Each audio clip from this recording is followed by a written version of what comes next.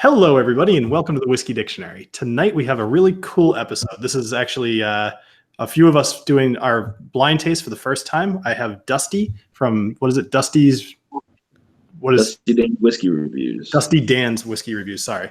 And then we have Chris from Bourbon Sane. How's it going, everyone? Good to see you tonight. Happy Friday. And then we have Sam and Bobby from I Whiskey, She Wines. Hello. Hello, and happy Bourbon Day, everybody. Yeah. Yes, happy Bourbon Day. So one of the first things I want to bring up, just because I want to give you guys some time, is, as I mentioned, we're going to be doing blind reviews here. So Dan has sent us all some whiskeys to try. We're going to be totally guessing and have probably no clue what we're trying, but I want you guys to do it along with us.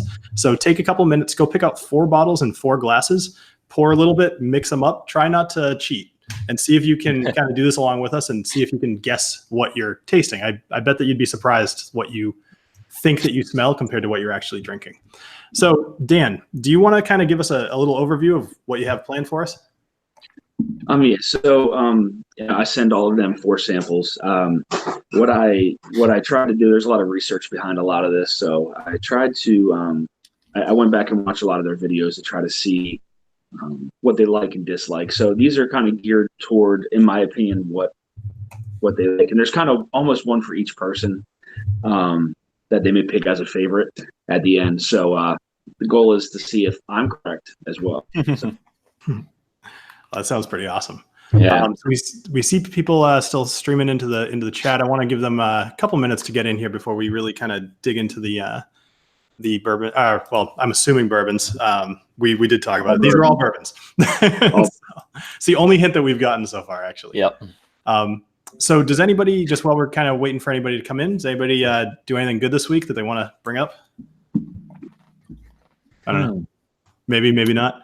It's kind of a slow week for new bottles coming out and stuff. Mm-hmm. At the moment, there's no new releases coming out or anything. So I think I'm gonna try to do another micro distillery review. I think I have another Traverse City company that sent me some bottles. So I want to do another one of those. That was a lot of fun. Nice. I actually read today that the even though it's Bourbon Day, it's a little bit of Scotch news, that they're actually opening up the types of barrels that you can use to make Scotch with, which is like huge news. Of course, I totally forget. It was some type of sherry, one that I hadn't actually heard of, and then like a rum maybe or something like that. There were a couple new barrels that it was like huge news, and I don't know, just kind of interested to see where that's going to go, because I know a lot of people have been experimenting as far as the law will let you go, and now they're opening up 2 entirely new types of barrels. So I expect we're going to see a lot of different kind of scotches coming out, probably in about a year, maybe more, probably 6 months or so when they finish these things. So yeah, there's not that many rum finished scotches out there. Not too many. I mean, our big rum's a recent one, but I could be totally wrong about the rum. Yeah. I feel like a rum barrel would like completely obliterate most scotches. Yeah. So, but who knows? We'll see what happens. All right, I'm dying to get into this. I don't know about you guys. Yeah. All right, cool. Yeah. So I hope you guys at home have grabbed a bottle and poured out your stuff. But we're gonna start with Dusty. Why don't you do what you do while we try to nose this and taste it? All right, guys. All right. So again, sent them 4 samples, all bourbon. All right. Usually, like I said, I like to go through and nose it with them and taste it with everyone as well. So. Right. So first thing I'm picking up is apples and maybe some other type of fruit in there too. I'm trying to pick it out. I don't want to say pear, but I think it might be. It's very sweet for me. Yeah, I agree. I think it's definitely got a nice sweetness to it. Nice fruitiness. They're telling us to drink it from our nose so we can nose it and drink it. We get it in there. Yeah. I'm getting raisins. Raisin? Yeah. Dried fruit, more so than Okay. fruit. Yeah.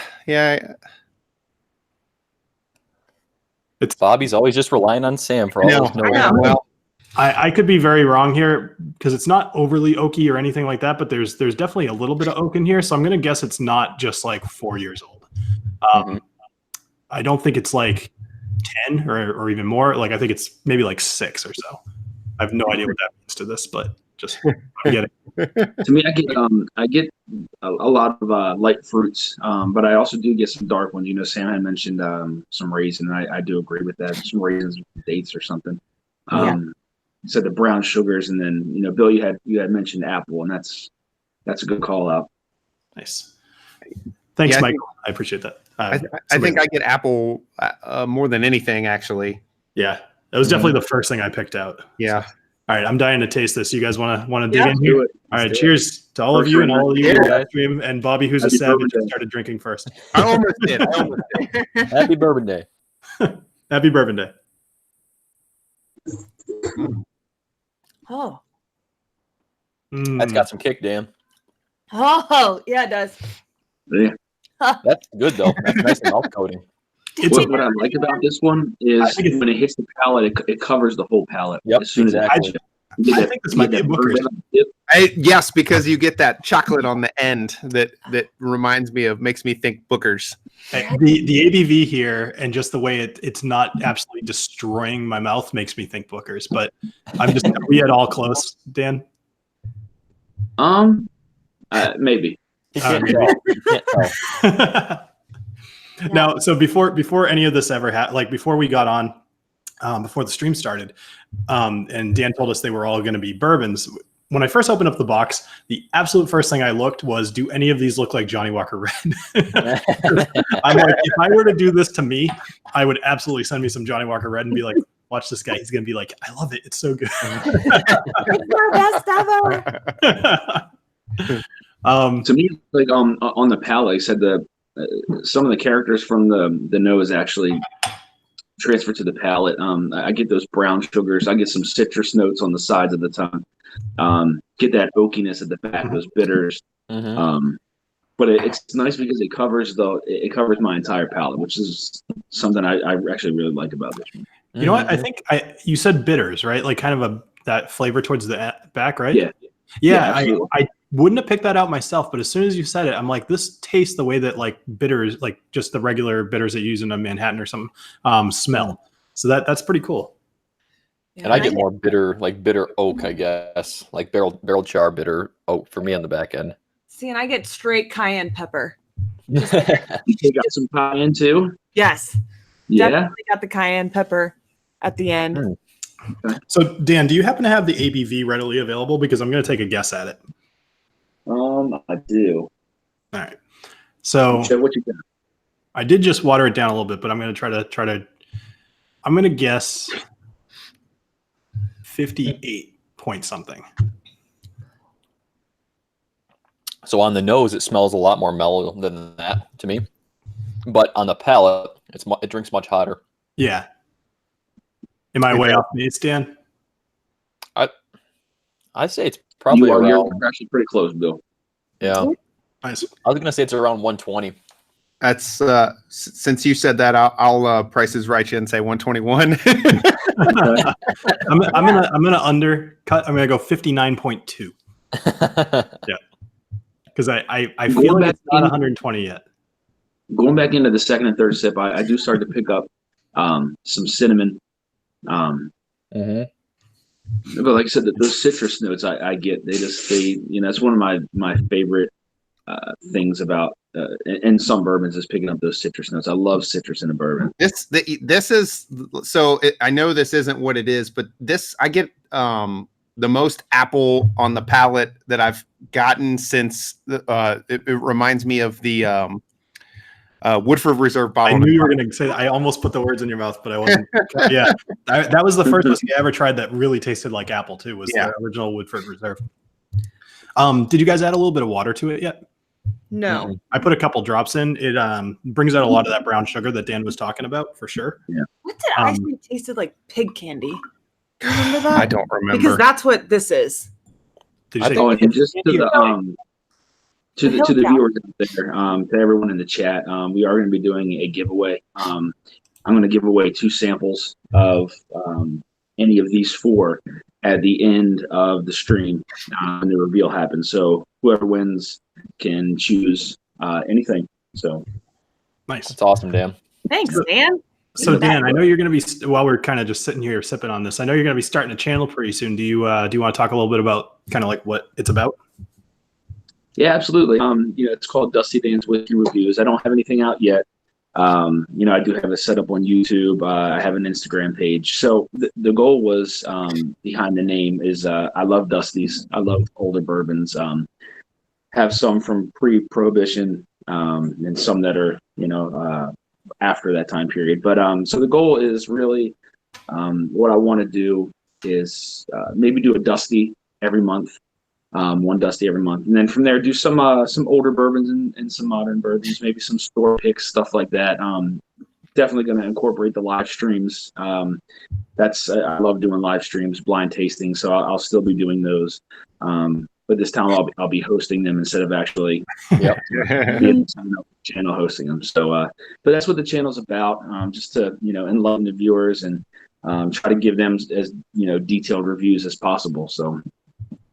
If you're watching this in the future, I'll have a link to his channel in the description. So go check it out for sure. Thanks, Bill. Yeah, no problem. Is anyone else getting a like a little, I don't know, quite a bit of, to me now, quite a bit of rye in this, it seems like, or like a drying, at least kind of a drying note on the back end of the palate? It's funny. Whenever I taste a whiskey that's just high ABV, I kind of equate that to rye because they're a similar burn. Yeah. And so because before I added the water, I had the same thought, but then I talked myself into thinking it was just the high ABV. But now that you're saying that, I'm gonna take another sip to see what I get. Bobby, what are you picking up on the nose? Well, on the nose. How are you still?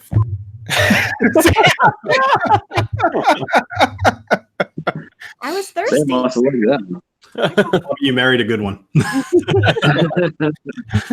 That's one way of putting it. I have not seen her whine very much. Ask him again in 2 hours when I'm the win. So I'm gonna have to try more. Now I feel like it's changed a little bit with adding water on the nose and on the palate. I don't get the apple nearly to the extent that I did before. Mm-hmm. And I'm trying to figure out, it almost maybe is more cinnamon. So I'm getting more of what I was going with the, I know this is a Hill Jack thing that they make in Kentucky called pig candy, and it's bacon dipped in cayenne pepper and brown sugar, and then you grill it on the grill. I didn't know that. Amazing, and that is what this tastes like. I totally make that here. I had no idea it had a name. It's called pig candy.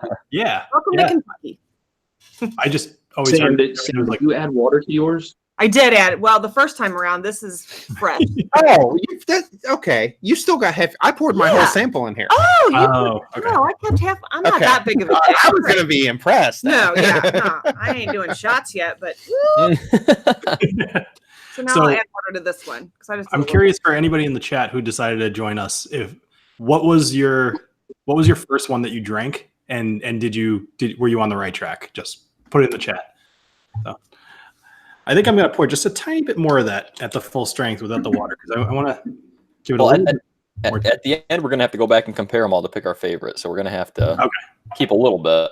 DJ Beacon said, so Dusty Whiskeys for old farts, ?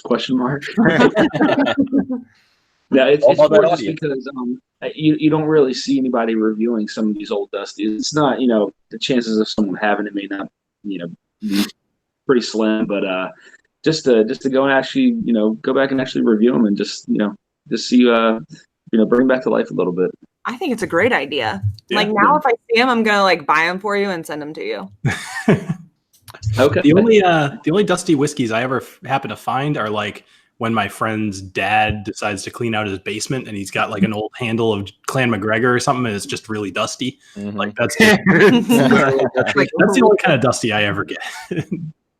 I did get. I mentioned this in our live on Monday, but I went to a tasting on Sunday and I got to try a 1960 JW Dant, and that was pretty. That was fun. It was interesting. It was not like anything I've ever tasted today. What was that benchmark we tried? We tried we were at an event. We tried a 1974 Seagram's benchmark. It was delicious. It was the best benchmark I've ever had. I can say by a wide margin.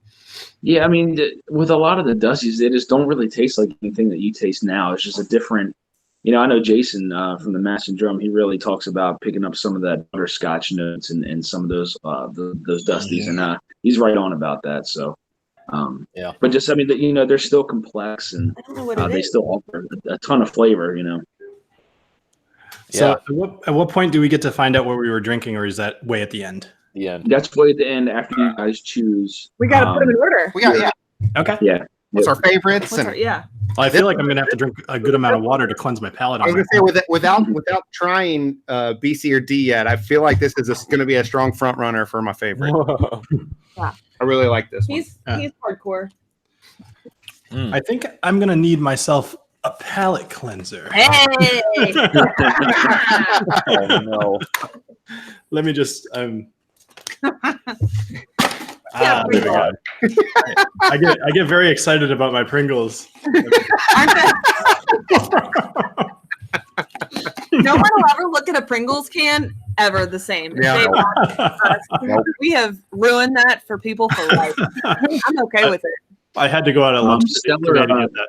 It was Stellar Matrix asked in the chat, how old does it have to be to be considered a dusty? a great question. It's got to have dust. Yeah, I mean, I guess it really depends on the person. I would say anything from the 80s back, really, in my opinion. This might be a dumb that question. may vary per person. So Yeah. Right, this might be a dumb question. How do you know? Like, if you found an old bottle, like there's no date normally on a lot of the older bottles. Is it just by the labeling? on some of them, like the old ones, if it's a bottle and a bond, and they have the tax strip. Some of them actually had the dates when it was put in the barrel and then bottled. But some of them also will have the double-digit year on the bottom of printed on the bottom of the bottle. So sometimes it is hard to find, but yeah, that way is now if they don't have either, then that's not still. Yeah. So speaking of Stellar Matrix, we were talking. She was talking in Discord very recently. I don't remember which channel, but because they all kind of run together. But about doing her own blind and how she was kind of nervous about it. So hopefully she's joined us, and if she didn't do it already, she's doing her own her first blind. Yeah. Yeah, honestly, doing your own blinds, you'll be really surprised what you pick out as your favorite. You may think that you really like something, when you put it up against 3 others of something else that you own, you'd be surprised what may come out on the front runner. Yeah, good point. Our blind Monday, I put Pappy last. The lot B. The lot B, yeah, we picked all the Wellers ahead All of the Wellers the lot B. That's interesting. Yeah. Almost something you don't want to say on a stream because it's going to make it even more rare. Right. Yeah. Never mind. Weller all suck. Right. We both picked Awful. we had an OWA and an OWA store pick, and we both picked those 1 and 2, and I think it was 207 proofs versus 390 proofs. Yeah. Nice. That'll do it. So do it. You guys want to move on to letter B? I do. I want to reiterate for the chat though, just because we've got about 3 times as many people in the chat. I mean, in the stream now as we did when I last said this. So if you guys want to join us for your own blind tasting, just go. Actually, at this point, go grab 3 bottles and three glasses, pour them, and see what you get. Just kind of do it along with us. Obviously, you won't be drinking the same stuff, maybe, but it's a fun thing to do and challenge your own perceptions. And what were people saying? It's like the marketing, like don't let the marketing get to you because you have no clue. Absolutely. All right. So, hey, Jason.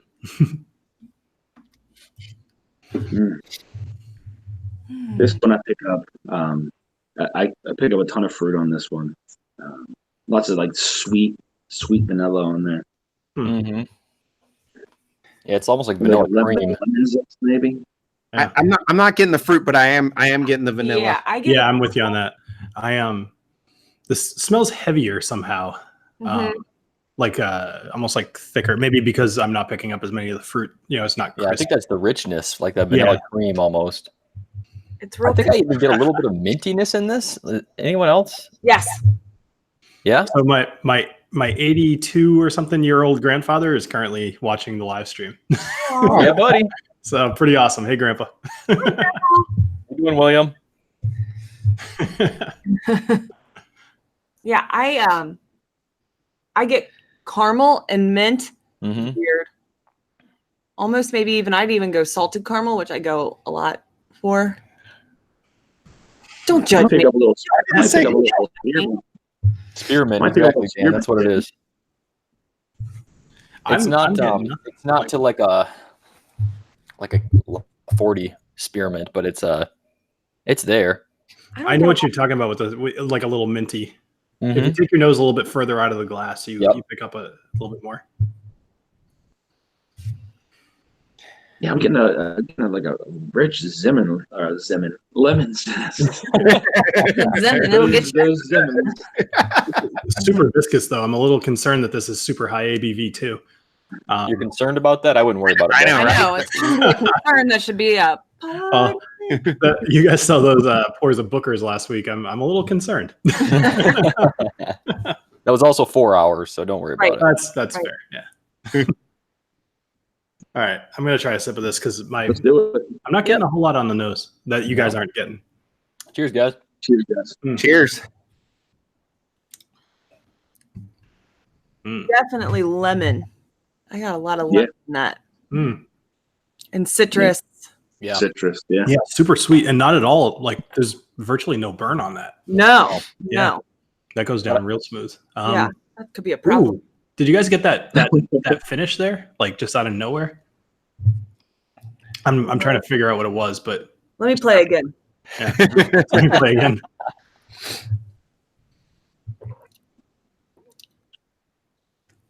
Again, I mean, for me, this one's it's just like the first one. It's completely mouth coating.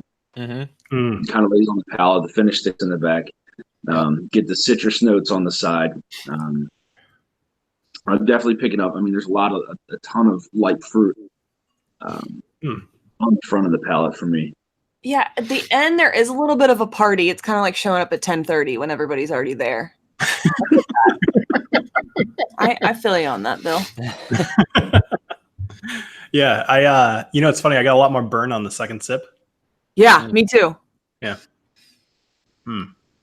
Proof wise, what would you guys clock this one in at? So ABV wise, not as high as the other one. Charles wants to know what we're drinking. Charles, we don't know. It's a surprise.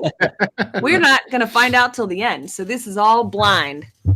I'm gonna put this at an. I'm even hesitant to go this. I think it's an even 100 or somewhere right near there. I think it's higher than that. I feel like this is more like a 112. I disagree. I think it's 90. I was gonna go 46 originally, but then it was way higher than that. So I was gonna say 108, but if it is 90, it's definitely a high rye because it's got a lot more. Yeah, because it does. You do get that. Oh, yeah. Party at 10:30. Showing up at live at the party. And what was that?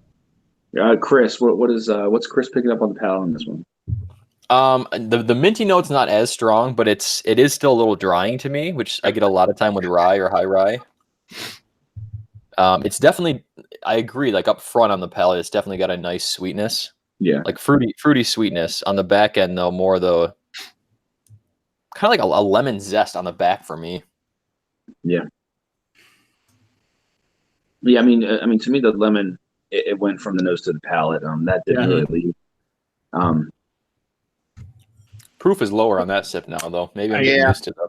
There's like no Kentucky hug there. I feel like I need to adjust. I need the Kentucky. It does leave a nice oily feel on your tongue, though. Yeah, there's there for sure. It took me a while to get the lemon out of the nose. Like I only just got that like a minute ago. I got it on the taste almost immediately though. Mm-hmm. It's not really like a bright lemon citrus though. It's kind of more like the lemon peel to me, I guess. Yeah. Yeah, I'm gonna go probably like 95 proof on this now. Now that I'm going back into it. I'm gonna try. I still think it's a little above 100. I'm still gonna stick with 100. Water in this one? Sure, do whatever you want. I do what I want, anyways. Throw some Coke in there. Right. Don't do it. I don't do Coke. So, Sam, Joe Green saying it's blonde tastings. It is. Nice. Heyo. So does anybody have any guess as to what brand this might be? No. This one, no. Nope. Yeah, I've got no. Not cool. This one's got me really stumped. I like the last one. I could at least put it with things that I had tasted before, and this one I don't know. I'm really I have drawing a no blank. freaking clue. Yeah. This one is just coating my tongue. Like I drank a bunch of water, and it's just there still. It's very. This one is probably one that you guys haven't tried for sure. Yeah. But I think, in my opinion, they do a fantastic job with these. So it's MGP. You'll Calling it now. find out. Yeah, I would say I like this for different reasons than A, but so far I'm still sticking with A over B. Agreed. Thanks, Richie Z. Richie Z said, Sam says, I do what I want. I do. Does anybody have any questions for the viewers for the first giveaway? I actually came up with a really good one the other day. Hold on. Actually, let me grab my phone because I wrote it down. Give me a second. If we come up with one, we'll throw a sample in there too. After Dan gives away his, we'll give two. I just don't know what. Oh, I remember what it was. All right. Hold on. Here it is. So here's a question. This one's a tough one. So when you refer to the Cooper's Reserve, what specifically is that in reference to? If you know the answer, it'll be easy to answer. But I can't give more of a hint than that. DJ Beacon said the first answer is a Pringles can. In our world, yes. What is Jimmy Russell? Yeah, what is when you think of Jimmy Russell, what do you think of? There are multiple answers. When I'm drinking Booker's, I just get so excited.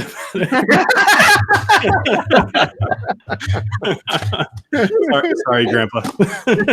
Grandpa probably doesn't understand. If he doesn't know the underlying joke, Right. You're probably safe. Yeah. Trust me, that was funny, Grandpa. All right. So nobody's gotten it yet, but I'll try not to. Don't Google it. There's a specific. I'll give you guys a hint. It has to do with the tree, and not just the barrel. It has to do with the tree. Do any of you guys know this answer? Just out of curiosity. I don't know. I did not know this before I learned it a couple days ago. I was going to guess something along the lines of what people in the chat are guessing. Elephant Man. But yeah, Elephant Man, tripod. Those are things you think of when you think of Jimmy Russell. People are getting closer. But anybody else getting anything on the B? Do we want to talk about the B a little bit more? You want to talk about the B? I haven't gotten into my letter innuendos yet. I can't. I've been a little quiet. I think I picked up some. I'm thinking it's pear now. More on the finish. So Jack of all blades is the closest so far. Once I poured more of it, the nose is much sweeter to me again.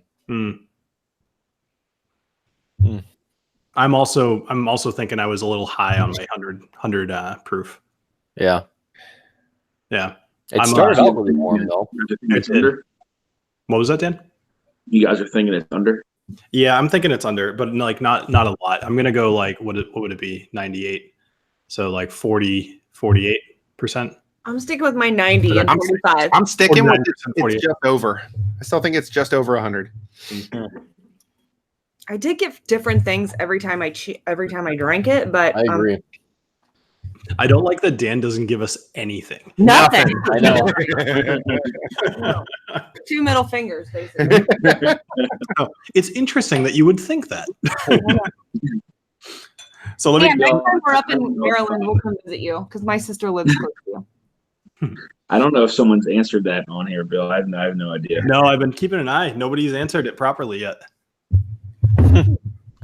Nope. That might have been a harder question than I think. Maybe somebody else would throw out a question? Maybe I'll keep that one for. I'm planning a thing. I'll keep that as one of the questions.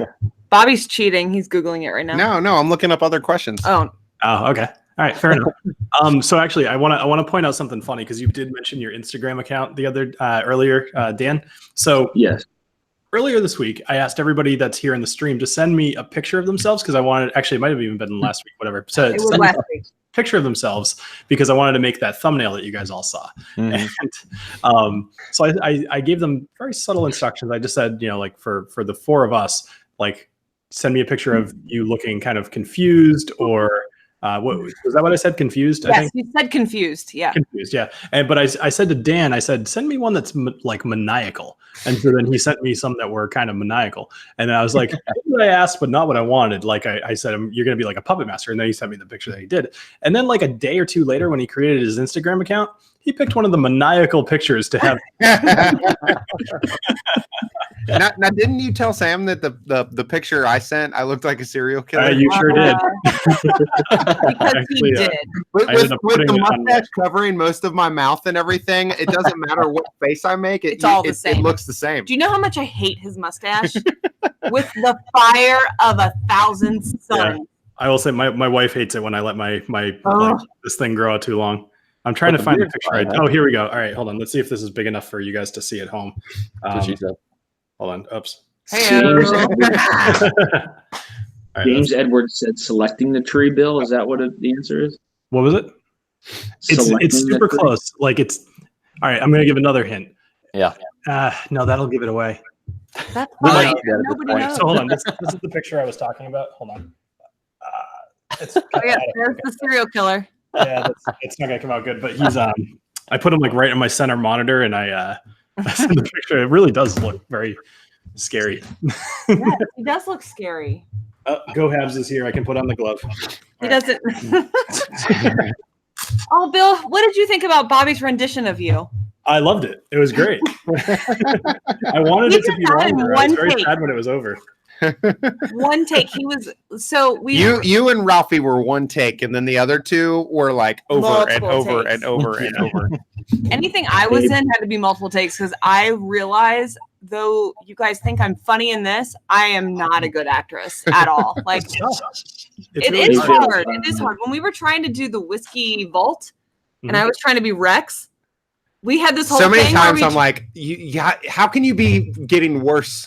We're getting worse. We tried to do this whole thing where we did their "It's Raining Men" thing. It was bad. It was bad. It was like that was the point we decided to keep all of them at like 30 seconds or less. Yeah, right. Because it wasn't funny. It was dumb. It was really dumb. So Bobby, I didn't get your answer. Was it an Iron Man glove or? No, it was one of the characters from Watchmen. Okay, that makes sense. Hey, Tyler, thank you very much. And actually, I totally there was somebody who super chatted me earlier, and I forgot to say anything.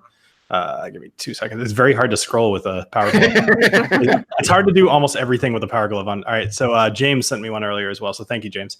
I'm gonna imitate Sam and Bobby here. Pringles can to you. Hey, thank you. Captain Make It Happen asks if it's 2 years of season for the wood. Man, these guys, it's funny that they're coming up with so many like good answers, but they're all wrong. All right, I'm gonna just tell you guys. So we'll have to pick another question later. So when you pick a tree, right? So when you cut down a tree, the top versus the bottom is what they consider the Cooper's Reserve, and the reason for that is that the density of the actual like not particles. The density of the wood at the bottom is different than at the top because obviously it's been there a lot longer. It's a little bit more dense, actually holds whiskey a little bit more, and it is better wood. So that's what they call the Cooper's Reserve. So if you're going to age something for super, super long, you'll want to have that wood because you'll lose less to the angel share. Interesting. That is interesting. I'll throw out a question. And I literally just Googled the top 5 questions people ask about bourbon. Okay. So why, and because we're in Kentucky, so we'll go with it. Why is Kentucky bourbon the best? That is one of the most Googled questions. Without you answer, like I feel like I can answer that. Right. There's a couple of reasons. There's a legit reason, and I will read it from the article so that that's what the answer is. I think I know the answer. Mm-hmm. And it's not the Wildcats. Jack of all blades of the water first. Yeah, that would have been my guess. I would say there's my thing is I would guess is there's 2 things, the water being one of them. Yeah. Yep, I had a different one too. Yeah, there are two things. Should we say you have to have both?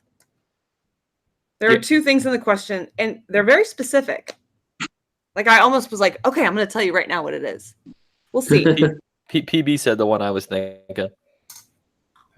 So Tyler, I got to ask, where are you moving to? If you're moving to Massachusetts, I'll tell you if it's good or not.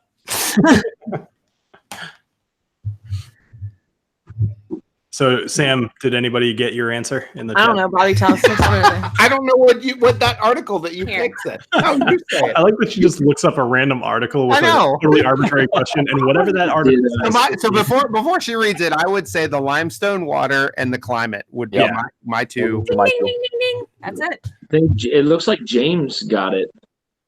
Yeah, I think he did too. The limestone filtered water and the different climates that we have.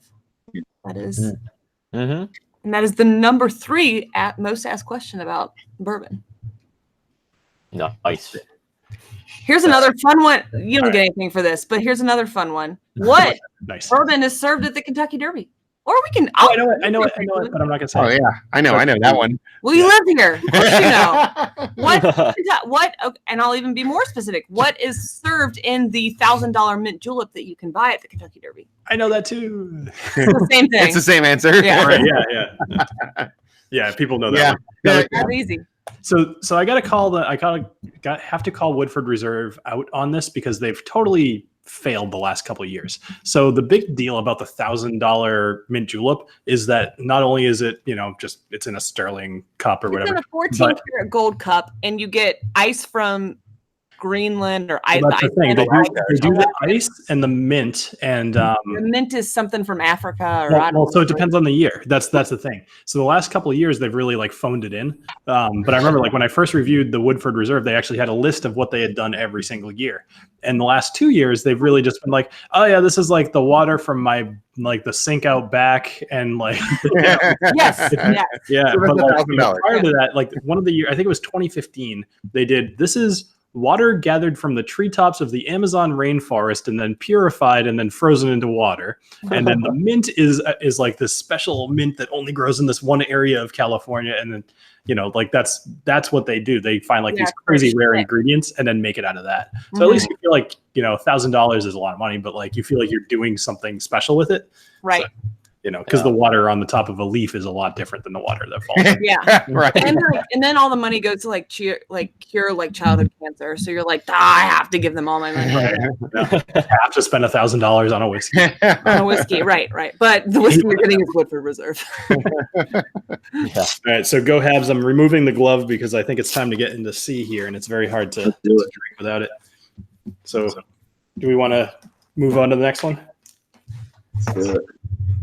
It's funny. I'm looking over these Pringles, and all I want to do is just eat the Pringles. So. Dude, eat the Pringles. Totally eat the Pringles. So I gave away. So who won those last two? Are we giving anything? I'll give something away. I feel like I threw those out there that we deserve 2 samples. I'll send 2 samples. Whoever the first. I'll check the chat. Whoever got those first, I'll find you. I find you. I'll find you. So what is that? What does that say? Like a Long Island iced tea in there? Yes. Here's a fun fact about the Derby. A Long Island iced tea not the Derby, but at a horse race, Keeneland in Lexington, a Long Island iced tea costs $18. Oh my God! What? Because they charge by the alcohol per liquor. Yeah. Long Island tea I can kind of see it's usually one of the more expensive drinks, but yeah. Huh. All right, let's go to C. Okay, this one smells lighter than any of the other 2 we've had so far to me. It's almost floral. I get leather. It's super high ABV though, or it's got a decent alcohol burn in there. Yeah. Sam, you got a good nose. Yeah. Thanks. Yeah. This is a lot more sour to me. I'm with you on the leather, Sam. Yeah. Bill. After the guy who knows said, "Good job, Sam." Yeah. Oh, I know. I almost didn't say it, but whatever. Dan, can you tell me what else I should smell in here? So I can agree with you?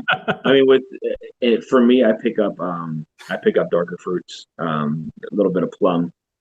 So I don't know about you guys, but I'm getting darker fruits and maybe a little bit of plum. Maybe some dark berries, a I'm really feeling that. I do pick up, and this is very weird, like a sandalwood. Okay, a leather. I pick up a little bit of tobacco. Leather, tobacco, and oak was what I was going to go with. Yeah. I'm still not getting the leather, but I do get the tobacco. You're wrong. I'm getting some sort of like a berry nose in there as well. Mm-hmm. Yeah, Blackberry, raspberry. Like a blue, not a blueberry, but like a blackberry. Yeah. I had to really bury my nose in there to get that tobacco, though. It was like sour berries. Yeah, exactly. It's sour. This is sour to me. I just drank it by accident. Holy shit. By accident. Drink it by accident. Right down the Whoopsie. So what are you guys in the chat drinking? I saw somebody asked that. I'm curious. First off, is anybody in the chat actually doing this along with us? Because I'm curious. I'm going to stop like hawking that, but I'm curious if anybody else is doing a blind tasting for themselves. This could be a Russell's pick, Dan. I'll never tell you. Russell's picks are so different too, so you don't know, but that's really good. I like this one a lot. Ooh, this might have just moved up to my top pick so far tonight. It's like mouth watering, you know? It's really that palate's completely different than the nose for me. Jack of all Blaine's got limestone water. We'll give him something good. Yeah, Chris, I agree. The notes that I picked up on the nose, they don't rub off on the palate. No, I agree. Yeah, but it's really good though. It's really good on the palate. So James did a blind taste of both Eagle Rare and Russell's pick. He said it was easy to tell the difference, but they were both great. So that's good. I'm glad. I mean, two's a little easy, but I'm all right. I'm all right with you. Glad you did it. Jack of all Blades won both of our questions, so we'll give that's we'll cool. give him 4. Jack, we'll meet you at. I say Jack. That's not his real name. We'll meet you up at Larry's, and we'll either buy you a couple rounds, or if you want samples of something we have, we'll give you that. Your pick. Your pick. Mm. He's local to us, so. Hey Dan, have you ever tried the Blood Oath? Only one. Any clue which one? I think it was the second one, if I'm not mistaken. Okay. I just saw somebody was trying Pact 5. I keep hearing people say differing things about Blood Oath, but overall I've heard people like aren't super impressed by it, especially for the price of like $100. Yeah. I was just curious what you thought about it. So We have not done Blood Oath, and I saw it for no, we did. We did a sample of it. We did. I was from Jack of all Blades. Oh, from have you done that, Chris? No, I haven't had any of those. No, me either. They're hard to find around here. When they do pop up, it's like same thing. It's like usually like 120 around here, and it's like I don't know. Yeah, that's always where I land to. It's like I've never heard anything like spectacular about this, and for $100 I can get a couple bottles of pretty good bourbon. You know, so. You guys have any clue of the ABV on this one? Any guesses? I feel like it's deceptively high. Yeah, 110. 110. I was going to say 110 too. I'm going to go with 110 as well. See, I feel like this one's lower. This to me feels like the lowest one we've done. I disagree.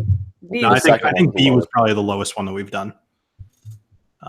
That'd be my guess. It's so much easier to guess proof than it is what it is. Yeah. Yeah. Yeah. The more I review whiskey, the more that I've developed that ability to be like, oh, this is like 46 or this is 48 or 92. You know, like you can actually tell the difference pretty easily usually. But then again, the blind tasting is kind of telling me that I have no clue. Yeah, exactly. Bill, what are you picking up on the palate on this one? Oh, let me give it another taste. Ooh, there's almost a little bit of anise for me in the palate as well, like that black licorice. But I don't know. It's funny because you were talking all about fruits and stuff, and I haven't been following what you were talking about, other than the black raspberry or something like that. I don't know. Dark berry. I just got a banana note. Oh, really? I could go that way. Can we talk about for a second how Bobby got recognized again at the party source when he was there the other day? It's a local. Yeah. Like You don't call it a watering hole. It's the biggest liquor store in the Midwest. I know. We're not even Midwest. We're not even Midwest. I feel like every time I go to the party store, someone's like, "Hey, I watch your channel," and I'm like, "Wow, that's awesome. Thanks." That's really cool. Yeah. I think it's the beard. It's very recognizable. Mhm. Yeah. Yeah. Whereas like I look like literally every overweight IT guy. So. Bill, you saw the picture Sam put up of me when I was shaved. We could be brothers. Yeah, you guys really could. You guys could go around and be twinsies when he doesn't have his. I will say I've lost 10 pounds since the last time that you guys saw me. Oh, 1 week, 10 pounds. Wow. Yeah. So we are also on a diet because we're trying to look good for October. Yeah, for Austin. For Austin. Oh yeah, that makes sense. Oh, which Chris, you're going, right? I'm going. I just got approved today. Oh, I'm so excited for that. I meant to message you about that, and then I saw a butterfly and forgot. But Yeah. I'm I glad feel we like know I that wish now. we were all going for more days because like I know. we could get up to some real good stuff. Are you guys going Thursday or not? No, No. we have to go. Babysitting's an issue for us. Yeah, we're going super early on Friday. Okay. So Yep, we'll be there I'll be there on first thing Friday as well. Brown Chris, is are very you picking up that banana on the finish? It was more on just the front of the palate, but on the finish it wasn't as much for me. Let me try again. Let me try again. Let's play again. So Dan, where do you live? What state are you in? I'm in Maryland. Maryland. Okay. Yeah, I'm right outside of Baltimore. Okay. So you're closer Or, to me than some call it Murdermore. That's a good thing to be known for. Isn't it Lincoln Park that they drop all the dead bodies? Like all the bodies? Yeah, go that's to where Lincoln Park? Adnan killed. Hey, Yeah. Yeah. he fucking did it. I don't care what anybody says. He did it. What's the name of that? Cereal. Yeah, the Serial podcast. Yeah. You guys haven't seen it. It's actually- Adnan killed. Hey, you can't change my mind. You won't. Deserves to rot.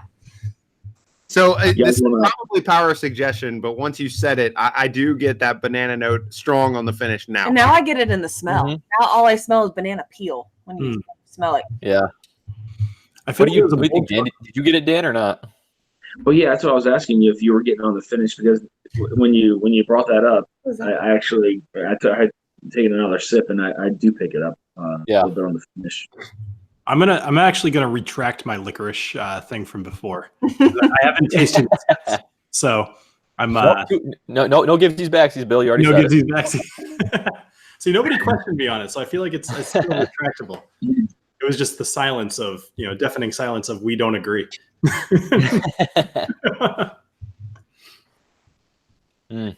I like this one though. I like the proof level on this, whatever this is.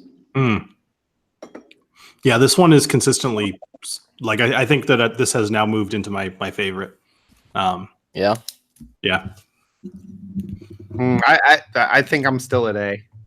A and C Is for me. your favorite? So far. You know what? Actually, I'm gonna put a little bit of water in this. I've only got a little Sam, bit. what's your favorite right now?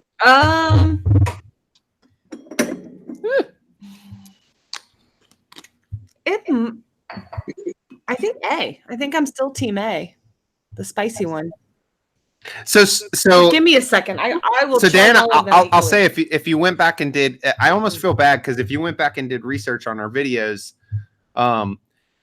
like very recently, Sam has become a high proof whore. Yeah. Like very recently. in the last 10 days. Yeah, So, yes. And you sent these, I think, prior to that. So Yeah. So it's been like she was. I thought I was getting to know her palate, and then all of a sudden, recently, it was like Jesus. The things lights that- came shining down on me. Like Yeah. I like the high stuff, and I'm like, boo. High proof is the best because you can play with it and stuff. And Yeah. if you did like, there's I a like lot in there. You can really like spend some time with it and pick things out. It's Yeah. like it reminds me of my crazy college years when I went to the frat parties. That's why.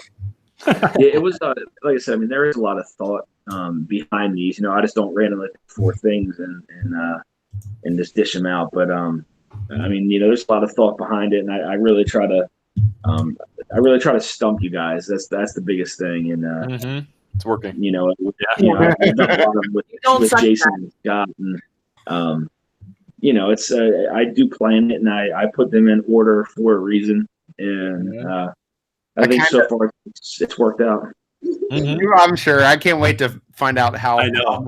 how bad we all screwed up. Like I Dan know. is the king of suspense here. Like I cannot wait to find out what these are. Yeah, I know.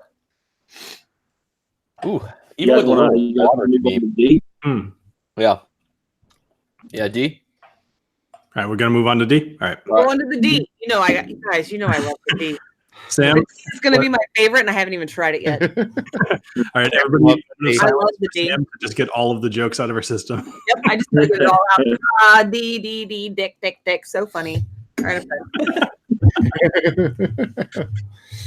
So Sam Millis, are you looking specifically for bourbon, or are you looking for scotch, or anything? Because he's looking for some recommendations for beginners, and I think he's asking the right people. I have a few suggestions, but actually, Dan, since you're kind of the new guy, do you what would you suggest for somebody new getting into? Let's even just say whiskey. Like everything's open. What couple whiskeys would you suggest they get? I mean, I think a solid choice is always Buffalo Trace. that's what I was going to say. Yeah. If you can find it. Yeah, I mean, Buffalo, it really depends on where you are. I mean, if you have, the Weller 107 that's accessible, that's a good one. Only if you're Sam. Mhm. Yeah. Buffalo Trace, I mean, Eagle Rare, Knob Creek. Yep. That's probably what I would go with between those personally. But So if you get them. I like to find out what I feel like I want more info. Like, are you somebody that typically likes sweet things? Are you somebody that likes spicy? I feel like, because there's really not a good blanket answer, because I've had between her and a couple other friends now that were new that I've helped get into it. I've made suggestions and been completely wrong on stuff that I felt was good intro stuff. Yeah, like So Sam, one of our neighbors is pretty new to it, and he likes the high proof stuff. Which I didn't expect that right off the bat. So Sam Millis is the guy that's asking, and he said he's drinking Four Roses now, and he's a fan of larceny. That's a good starter. Yeah. So me personally, like I usually recommend people try Four Roses small batch. Yeah. I loved that whiskey, and I found it I think that's good enough that as you drink it, if you're kind of getting used to it, you'll still kind of figure some new stuff out. But your first sip is going to be good too. I've always just really loved that whiskey. Yeah. If he so now we know. Okay, so he likes larceny. So I would say Maker's 46. Yeah. And if you can get Weller Special Reserve, I would think those would be two good ones to jump into that are going to be similar in profile to larceny. Mm-hmm. The Maker's 46 you will be able to find, and Weller, it depends on the location. Special Reserve, you can find it. Just don't get the regular Makers, for the love of God, please. Yeah, no, I cannot stand that bottle. That's so funny to me that it's so so many people don't like it. I've always thought it was fine. Yeah, I don't have a problem with it either. Yeah. I mean, if I go to a restaurant and I order a Manhattan and they ask what I want, what do you have, whatever. If they say Makers, all right, sure, Makers. It's better than Bullet. You know what I mean? Well, yeah. Bullet's just glorified water to me. So yeah, the Bullet experience at the Stitzel Weller distillery. That was pretty cool, actually. I like that.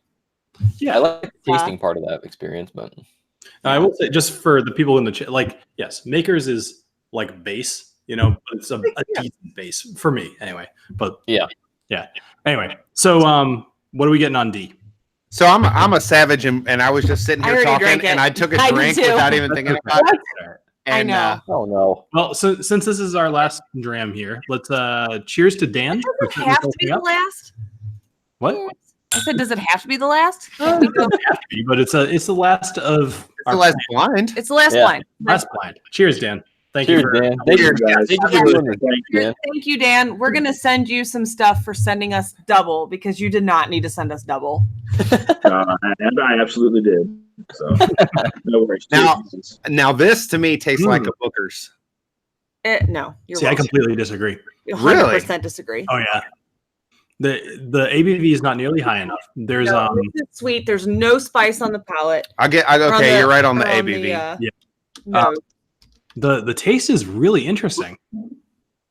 Bobby, are you sure? You're like all over the place with all 4 of these. Every one tastes very different. They're all Yeah, oh yeah. They're all Bookers. all but I know, right? They very well could be. They could be all different batches of Bookers, and that makes sense. I'll just retire. That's not. That's not. Ooh. So I don't know. The flavor of it reminds me of it. The finish specifically, but I agree that it doesn't have the ABV to be a Booker's. But I don't know the flavor profile. That's just what I can't get that out of my mind when I taste it. Yeah. So there's a very distinct note in this, Dan. But what is the note? What is the note? I know the note. I got to think about it. There's a lot of alcohol. Oh, I gotta get past. There's a lot of burn on my nose. I'm loving the taste of this. Like, I feel like it's oily, but it's thin, if that makes any sense whatsoever. Like, it almost evaporates on your tongue, like, immediately for me. It's like cotton candy. Yes. Like that same idea. Like, it shrinks. It's not what it seems at first. Love it. That was a good call. I mean, for me on the palate, I get a lot of darker fruits. I get a little bit of almond on the front of the palate. What is the finish, though? The finish has some note I cannot put my finger on. So if he gets nuttiness, I feel like this is maybe a Knob Creek. I feel like it's something in that family, in the Beam family. Yeah, I would agree with you. I think it's a Beam product. I'm trying to think of what I would put it at, though. Has anybody tried that Knob Creek single barrel, the new one? No. We only had one Slob on my Knob Creek, and I finished it last week. We've got a Slob on my Knob Creek rye. I was so not a fan of that rye. This was the Slob on my Knob Creek that I finished. I've only had a couple of sips out of that thing. I don't want to go back to it. Oh, I can't put my finger on what that note is. It really it's burning my chest. Really? You're not supposed to. Yes. I don't get. You get guys red don't on have this one at boobs. all. You don't understand. It's supposed to go down your mouth. I can call that. Like, Yeah. See, you can pour it all over. Weird then. I do get some nuttiness on the finish for sure. Yes, So maybe absolutely. it's a wild turkey. Yeah. I'll be honest, my palate is pretty fried from the first 3. I'm saying this is for sure a Beam product. I just can't put my thumb on which one. I'm gonna grab some more water because I feel like I Bobby, think if you were to go with your gut, what do you think this is? Now you're putting me on the spot. Oh my god, I bet it's a Booker's because that's what you went with first. Yes, the flavor of it made me think Booker's. I just don't think it has the ABV there. Maybe it's an older Booker's. And I don't know enough about Booker's to call that. I hate to tag along with you, Bobby, but like I kind of agree. Like it doesn't feel like it has the ABV of a Booker's, but I don't know. It's definitely it definitely tastes like a Beam product. It's so like what else could it be, right? you're right. Chris, did you figure out what you're getting on the finish? I think it might be anise. You know what though? He mentioned that some things aren't local. Are going to be local. So this could be like a totally It's a fucking Sagamore. It's all it. What? He said local. Local to him. Sagamore. This is not a Sagamore. This is not a You rye. don't know me. You don't know my Sagamore would life. be lighting it on fire if they had something like this. I'm kidding. I was just going with he's local to Sagamore. Bitches. It's anus. It's anus, Patrick. I know. Right? Mhm. Patrick, we all think it every time. I'm glad that you just said it. You're welcome. I just bring it out. Nice. Oh, Matt from Whiskey Crusader said, Sam, now we have burning tits. Yeah, sure. Maybe we do. Maybe we do. Good band name. Yes. Yeah. Like a death metal? Oh, Like flaming tits.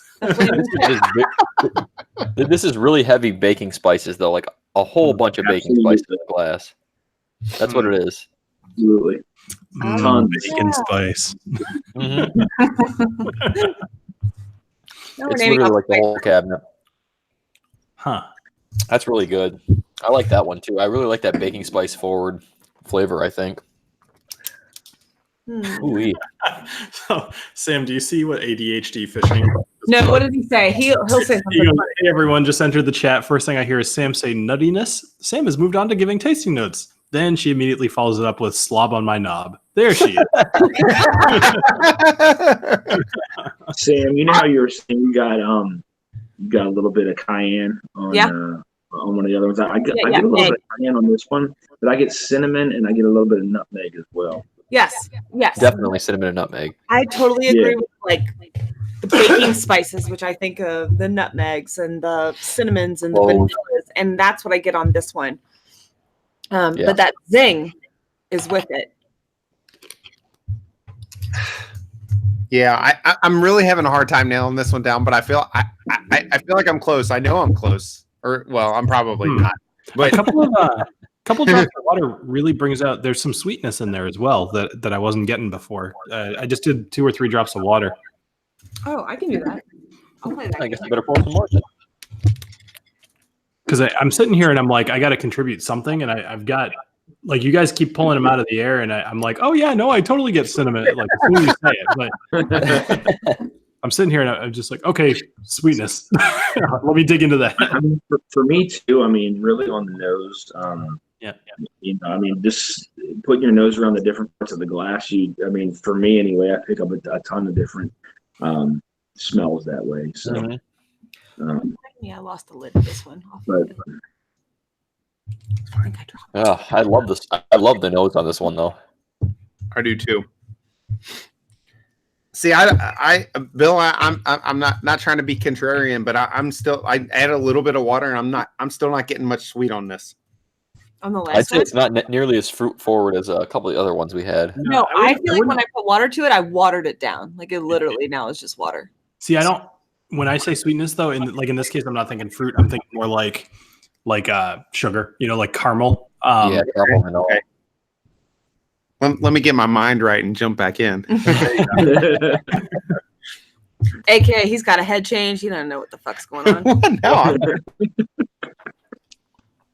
No. Just saying. Isn't whiskey freaking great? Oh, it is. Like, there's so much variety. Somebody, I think it was this guy Russ the other day in our chat in Discord. He asked the question, "Would you drink whiskey if it wasn't alcoholic?" And I thought about it for a minute, and I started thinking, I'm like, I probably would, as long as it was like soda is like super unhealthy, right? So if you could somehow naturally get the flavors, like say like a tea of whiskey, I would be all about it, because it's first off, you need like drinks that are different flavors, and just to keep things interesting. And there's so much variety in all different kinds of whiskey. But I'm curious, just between the chat and you guys as well, like, would you drink whiskey if it was not alcoholic? That was actually a really good conversation. So what I put this in that conversation, but I felt like that the community, like without the alcohol, I feel like you wouldn't have the community that goes with it. Right. So like I might drink it to some extent if it was. I probably would drink it to some extent if it wasn't alcoholic. But I feel like go and join like Facebook groups that like follow Monster. No, I agree with that. Yeah. It wouldn't be such a big thing. I'm more just thinking like personally, I'd be like, hey, you know what? I want something different. I'm gonna go get like, you know, the whiskey water, or I don't know what you would call it. So the whiskey water. Literally the worst creative idea I could have come up with. But at the same time, people love coffee. And I feel like there's probably coffee. It would be awesome if I was at work and I'd be like, I'm gonna go get me a non-alcoholic whiskey. Right. Yeah. Like if I could be sitting at my desk, like doing what I do, and just sit there with a glass like this, like just like, right. Oh, nice. That's very good. Yeah. Yes, like a glass that you drank out of, and then once it's empty, and then you let it sit for a little bit. I love the bourbon specifically. That like that sweet smell of the glass. It's the Rick House. It's the Rick House smell for me. Yeah.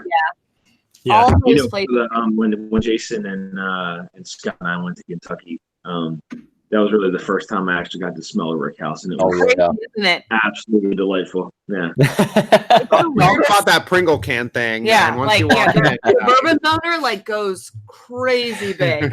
Yeah. It's awesome.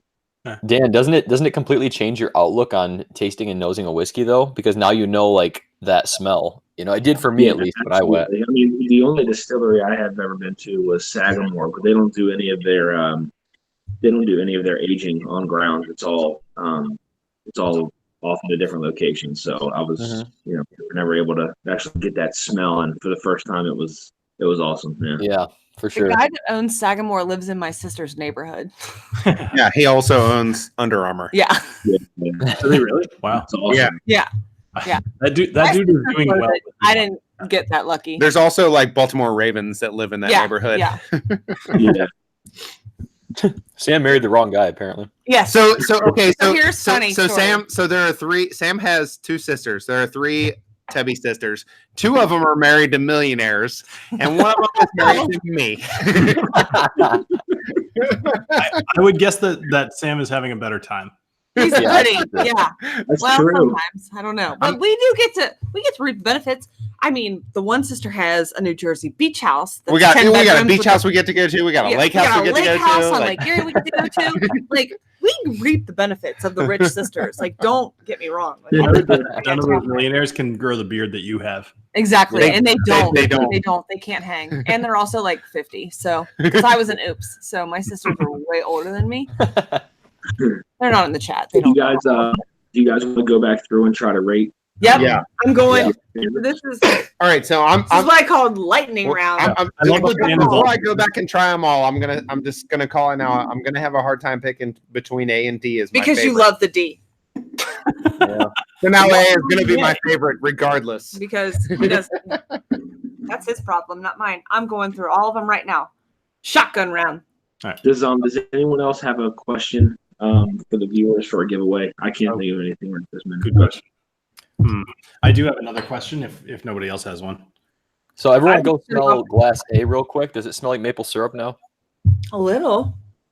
And The last one you said D? Glass A. Hey. Oh, no, mine smells like alcohol. You know, it's tough because I don't know if I'm smelling it because you said it or because Right. because I totally smell it. But Now, yeah.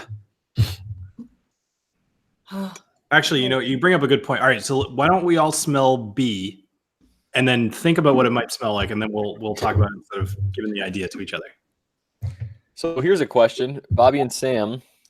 Sam described this whiskey as what is it, Sam? You can correct me if I'm wrong. Satan's burning dick. Yeah. No, you're right. Yeah. Satan's burning. Put that in the dick. chat. What's that whiskey? That'll be the next sample. There you go. I don't even remember which one it was. Good Chris, I question. love you. Oh, what were we drinking last week?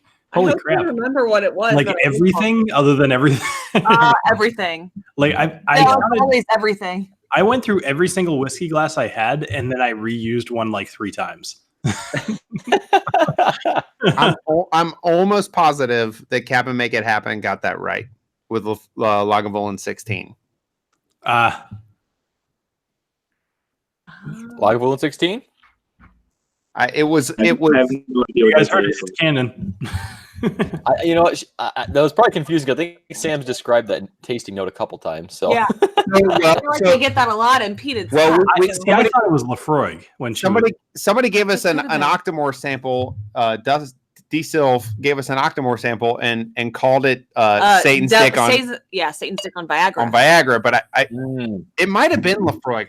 We might need to go back and double check on that. I'm not sure. And I'm not gonna lie, I have no idea. I thought it was Lafroig myself, but it could be Lagavulin. It could have been the I Lafroig. thought it would. I would have voted Lafroig. I thought that's what she was talking about because I think we talked about Lafroig that And I night. feel I it don't know tasted that like we Satan's talked about dick. it. Well, then let's go back here because you guys very well could be right because we did Lafroig not long after Lagavulin and I don't know that she had got there on Lafroig yet.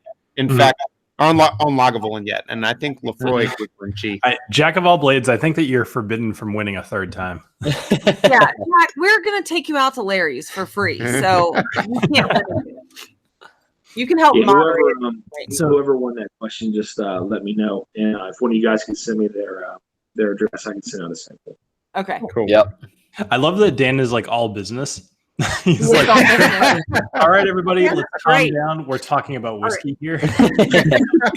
Everybody, get your shit together. That was like We're going to figure that this was like out. on Jason the Mash and Drums live stream last week. I gave him a super chat to have him take a drink and go.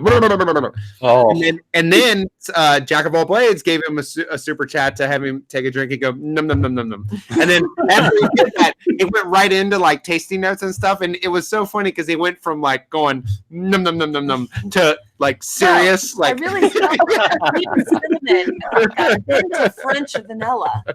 Well, I think you guys have probably heard the joke here. It's, you know, like a woman goes into the doctor, says, "Doctor, I'm having some pain in my chest." The doctor says, "Okay, well, let me take a look. First, I'm going to numb your breasts." And he goes, "Num num num num num num."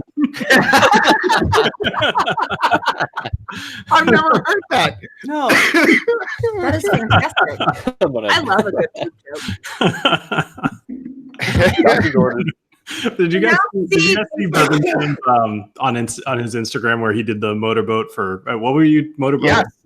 that was all thanks to Jason. Jason started that whole thing on, I think it was one of the live streams. I can't remember. It was Bobby. It was the first Whiskey Dick. It was. That's right. That's right. Yeah. I don't know if you remember that, Bill. Probably. Well, that was 3 hours. But that was an honor to Jason. Bobby started. So it. what it was so I noticed that Jason on his regular review videos, he'd take a drink and then it would cut away, and I'm like, Jason, That's right. Yeah, do you have this just response that you just can't control, where you just go num num num num num right after? Yeah, you that's take the drink? And it's just flown since then. It's fantastic. Oh, That's fantastic. that was hilarious. All right. All We right. need to focus. Get back to the Yeah. So Dan, where were you on that? You got to keep us on track. Dan, we're a shit show. You got to keep us on track. Yeah, Dan, you guys are good, man. I'm enjoying this. This is great. I'm good. So Dan, here's a question for you. Since you're kind of hosting this thing, I want to ask you, actually, you know what? You've got a biased opinion. Why don't we do so Bobby, why don't you do first? What are you putting them in? Well, I'm gonna need a second because I haven't tasted anything twice yet. Sam, why don't you go? Yeah, you go to Chris. No, go to Chris. You guys are the worst. Chris, why don't you go? You and Dan, You're the worst. I feel so rushed. I don't know. All right, fine. I'll go first. All right. So my first thought was that I was gonna go C over A, and I think I'm still gonna go C over A. But I gotta say, like these are my favorites for very different reasons. Tonight, I feel like I liked C over A, but I think that A could have easily won another time. So C is my current first pick. A is my second pick. D is my third, and B is my fourth. So, Bill, we are the same other than I switched A and C. A was my first. C was my second. D, B. Final answer. Go. All right, I'm ready. I am at D-A. Because he loves the D. Just want to throw that out there. D-A-C-B.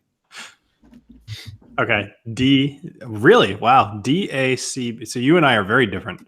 Yeah, you're wrong, Bobby. Bill and I, we're best friends. That's true. We are best friends. Besties. Besties. I'm still going to pick you up when I first see you. Yes, absolutely. That part I remembered. I'm pretty much like Bobby. I'm A-D-C-B. A-D-C. All right. So we're pretty all over the map here. A and D are close to me, but They're really close. All right. So Dan, what would you put yours at? A-C-D-B. C over A. A-C-D-B. Okay. Okay. That's close. Actually, you and I are pretty close. Actually, you and Sam, I think, are the same. A, C, D, B. Yeah. Yep. Heyo. All right. Nice. I'm feeling a little bit better about my choices now. I feel fantastic about my choices. Right. All right. So Dan, do you wanna let us in on a little bit? And I'm gonna So wait, did everybody involved pick B last? Yes. Yeah. Okay. Yep. At least we all agree on something. Yeah, that's pretty cool, actually. And did All right, we so all pick we'll either go A ahead or and- C as the first? Go last. No, last to first. I picked D first. I want to know what last place was first. Right. Yeah. All right. So we'll go ahead and pick. We'll go ahead and do B. All right. B was This is from the Pursuit series. It's from Bourbon Pursuit. It's their pick. I'm pretty sure this is it's Dickel juice, if I'm not mistaken. Oh well, Dickel sucks. So I can tell you that as a woman's perspective, Dickel sucks. Carry on. So this is it's 11 years and it's 104 proof. 104. Okay. What did I write for that? Yeah. one? This was their episode 6. So they've had a bunch Okay. come out. So Okay. So that was the one we were all over the place on proof on. We guessed high, then we guessed low because it drank down lower once we So got what into was it more. 104, I think you said. 104. I think we guessed 90. I guessed 90. I'm pretty sure I chose 100 on that, which is pretty damn close. Yeah, of course you chose 100 on that. Love you. All right. So then why don't we well Bobby picked D as So Bobby picked D, and you know what? Now I'm gonna make a guess out there real quick, and I'm gonna say Old Granddad 114. For D? Yeah. Because you love the D? Bobby, It is was a lot of I bacon, counter but- on the screen for how many times she makes that joke. It could be a drinking game. Bobby, is that your final answer? That's my final Your answer. gut? Lock it in. But what was your gut answer earlier? Your gut answer was My gut answer was Booker's, Booker's. and I think that's what it is. I'm That's what calling it is. Oh, which one? This is the No Hard Times. This is from We've never had that. 2016. Okay. You said 2016. Which one? That's why I kept telling you like go with Booker's because he was hinting at Booker's to you. and that How did you not know? It was so obvious. Bill's the Booker's guy. I know, right? And Blame Bill, blah, blah. I agreed with you that it was a Beam Booker. product. But I What did about not you, think it bud? was Booker's. I did not think that was a Booker's. It felt. What's the ABV on that one, Dan? This one is 63.9. Wow. That's pretty high. Wow. It did not drink that hot, though. It didn't drink it that does hot. now. Now I it does. still don't think so.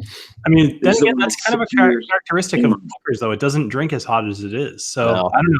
I mean, I definitely didn't peg that as a Booker's, but I don't know.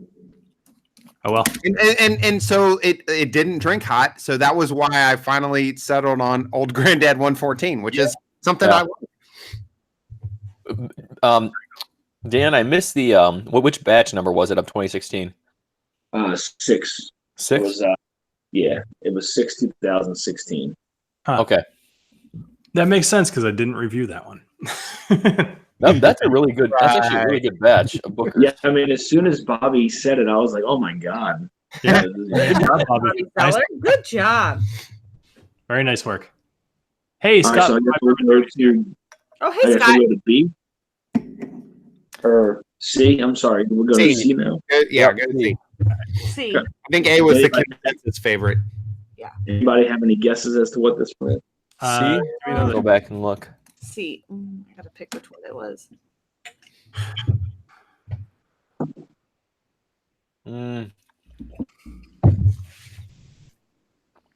Not a Beam product. Wild turkey. I did. I guess don't know. a wild turkey product. That's as close as I can get. I think it's pretty high corn. That's all I got. I have no idea what product it is. Yep. Was this the one that had the sour note? See? Yeah, Yeah, this one was my favorite. So It could be a Russell's pick then.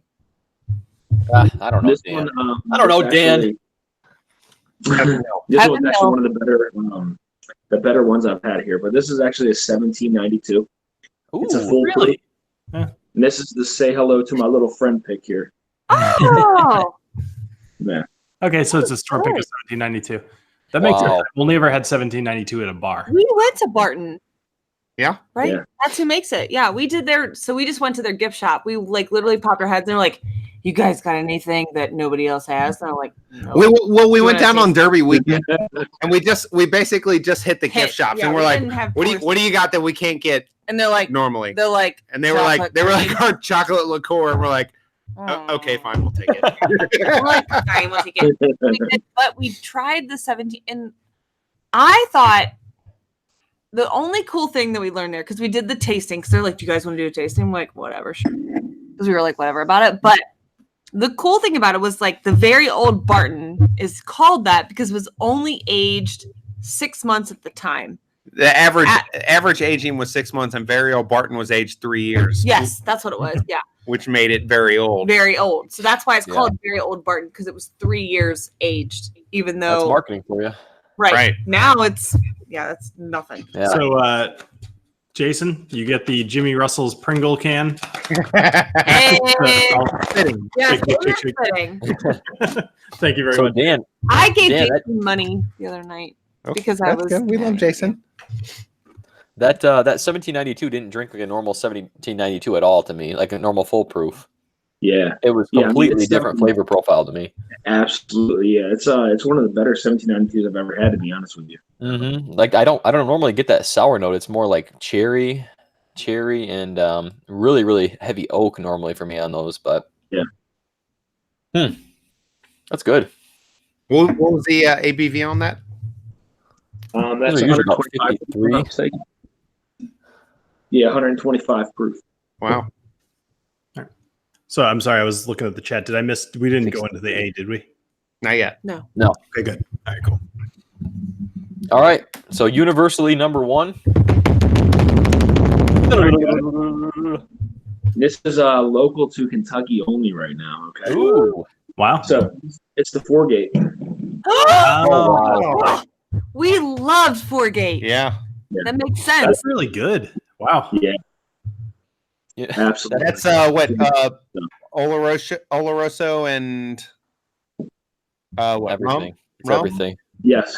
Yeah. They follow us on Twitter. Because our review. This came in at 123.4 proof. What is it again? That's a lot. We guessed high. 123.4. Oh, I guess Wow, that's 121. a I lot. think I won that one. Yeah, I said Yeah, I think you 120. did because you were saying it was higher. Like you definitely guessed higher than all of us. See, now I wanna go back and- prices right. Chris said 120, and I prices right, and he You bet did. 121. You You did. Son of a bitch. Four-Gate is so we liked it when we reviewed it. Yeah. It was for that this being their first They did it right. thing that they've put out. It was we were excited for the brand. Yeah, for sure. So this is really, really good. It's the only $200 bourbon that we said get it. If you can get it. Mm-hmm. And we don't say that about a lot of $200 whiskeys. Yeah. So So Christopher this is David, not one thank you. I've ever tried. Obviously, been wanting to since I heard it was coming out. But when I was like nosing this and tasting this, I was like, it seems like this could be Four-Gate. Like I didn't want to say it because I'm sure I was going to be way off. But like just based on what I know of how they age this and everything like that, like those notes. And I'm looking at my notes I wrote, and like A is the most notes I wrote down of everything. So that kind of makes more sense. That's pretty cool. Yeah. All right, It's really good. Really good. So I have an idea. Since we're all kind of still here and we're well over 10 o'clock, which is good, just means like might as well keep going. Why don't we all go pick something? Here's the rule. You can't have had it in the last year if you have a bottle that old. If not, pick your oldest bottle. All right. That's Wait, do what now? Do what now? So pick any bottle that you have not tried in over a year. Do you have anything like that? So of anything, Dan's like, what the hell? Of anything at all. You could be scared. You know what? Let's stick with bourbon though, because tonight's Okay. bourbon night. it's Bourbon Day. Bourbon Day. It's Bourbon Day. Yeah, I don't want to say it's bourbon night because Yeah, there's They're not here. That So- that's trademarked. So it's okay. So we're and what are we? We're just coming out to We're just try. gonna have it. Yeah, why not? Yeah. Okay. Hey, by the way, did I show you guys my bar? Should I go show you? Yes. Hey, can you let it pour it out? Bring the light out. Hey, bring it out It's so closer dark so back we there, can Bill. see it. Oh my God! Don't really do that. Do not do, Bill. Do not do that. We've seen it. Everybody in this chat has already seen it. Don't do it. Move the bar. Don't move the bar. Do not. Your wife will kill you. Stop it right now. I'm just saying this right now to save my ass. So when she's not like, "Hey, girls, like same team." I get you, girl. Don't do it, Bill. Don't do it. Your bar is fine. Leave it right there. talking about this? I have pads on the bottom of the thing. It's totally Oh, for fuck's sake, don't do it. Don't do it. So I'll it is a bottle of Jefferson's. I'll get into it in a second. Oh, bottle of Jefferson. So we are about to do a review on a shit ton of different voyages on the Jefferson's thingy, whatever it is. Whatever their voyages are, we have a lot of different voyages, and we're about to do a review on it. Yeah, this one's the Voyage 13 is the one I got. I love it. People in the chat are saying, "Bring the light." We do. So you said You went for a Jefferson? You won't Just mess move with the me. camera. So Bobby Color is literally peeing out of our back door right now because he's too lazy to go. Hey, you guys live in Kentucky, isn't that like Yep, what you do? it's normal. He also doesn't have shoes on. That's also normal. Yep. You don't know me. You don't know my life. You're supposed to be the one with no shoes on. I don't pregnant have in the shoes kitchen, on. right? Yeah. Right. I only do kitchen things. I don't work. Yeah. So anyway, I've got the Voyage 13, which is pretty old at this point. I meant to do a review of this a while ago. I'm probably going to do a review on more just the concept at this point rather than the taste and whatever you get out of Voyage 13 because probably can't even get it anymore. But yeah, I've been slacking on this one. And you said that was the new bill? Oh, so not funny story, but did you guys know Rabbit Hole got sold today? Yeah. Literally today. So it's probably been a year since I've had this, and Sam has never had it. I've never had Rabbit Hole. This is Probably sucks. Rabbit Hole Sherry Cask finish. Oh, I brought my own. Okay, I was gonna say I have a bottle of Rabbit Hole, but I've only had it for a couple months at this point. I actually need to review it. From what I remember, the Sherry Cask finish is not bad, and it's by far their best expression. Well, it got sold. All things are going to change now. So Dan, what did you end up picking? Oh, you're Give me good. 1 second. Let me go grab something. All right, cool. Chris, All right. what did you grab? A different It's a one. Woodford. So you said not open within a year? More that you personally have not had it within a year. So like not something new, but like let's say you opened it like a year ago or whatever, and you tried it, and then you were like, I'll look at it later.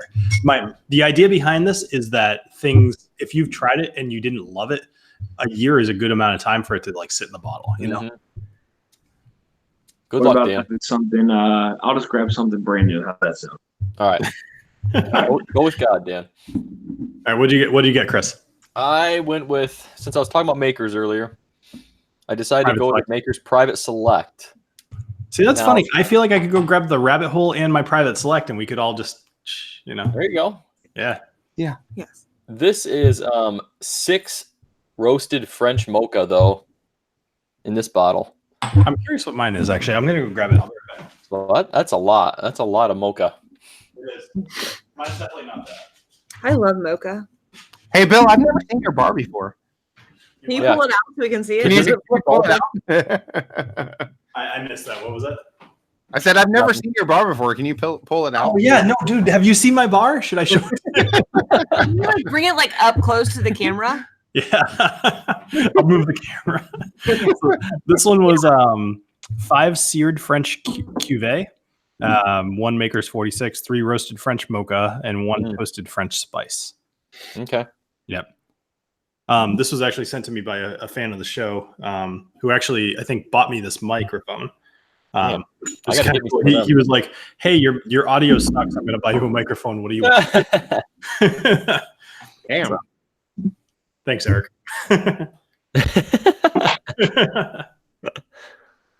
Oh, I love the smell on this. I actually really like this 13. I saw somebody in the chat was saying that they've been kind of tearing through theirs. They have the 13, but this smells great. What do you think of that Rabbit Hole sherry? Well, I let's haven't see. tried it yet. What? Oh, it smells like shit. Oh, it looks like Dusty Dan's got something small there. Yeah, I was wondering about, what do you got, Dan? Yeah, go Dan. All right. Sucks. So this is a 1978 Old Taylor. Damn. Oh, don't open it for the show here. Still has the strip attached to it right now. So Damn. Dude, save that for one of your Dusty reviews. That'd be way better. Yeah, pick something that you don't care about. Something else. That's Dan. Did you go to Castle and Key when you were in Kentucky? I did not. did not get a chance to. It was That place is. when we were there, we had everything planned out, but it just the time just goes by so fast. I know it all. Right when I get that. Yeah. We just happened to honestly we didn't think we had time to go there, and we ended up going there. Hands down, our favorite distillery. We would go.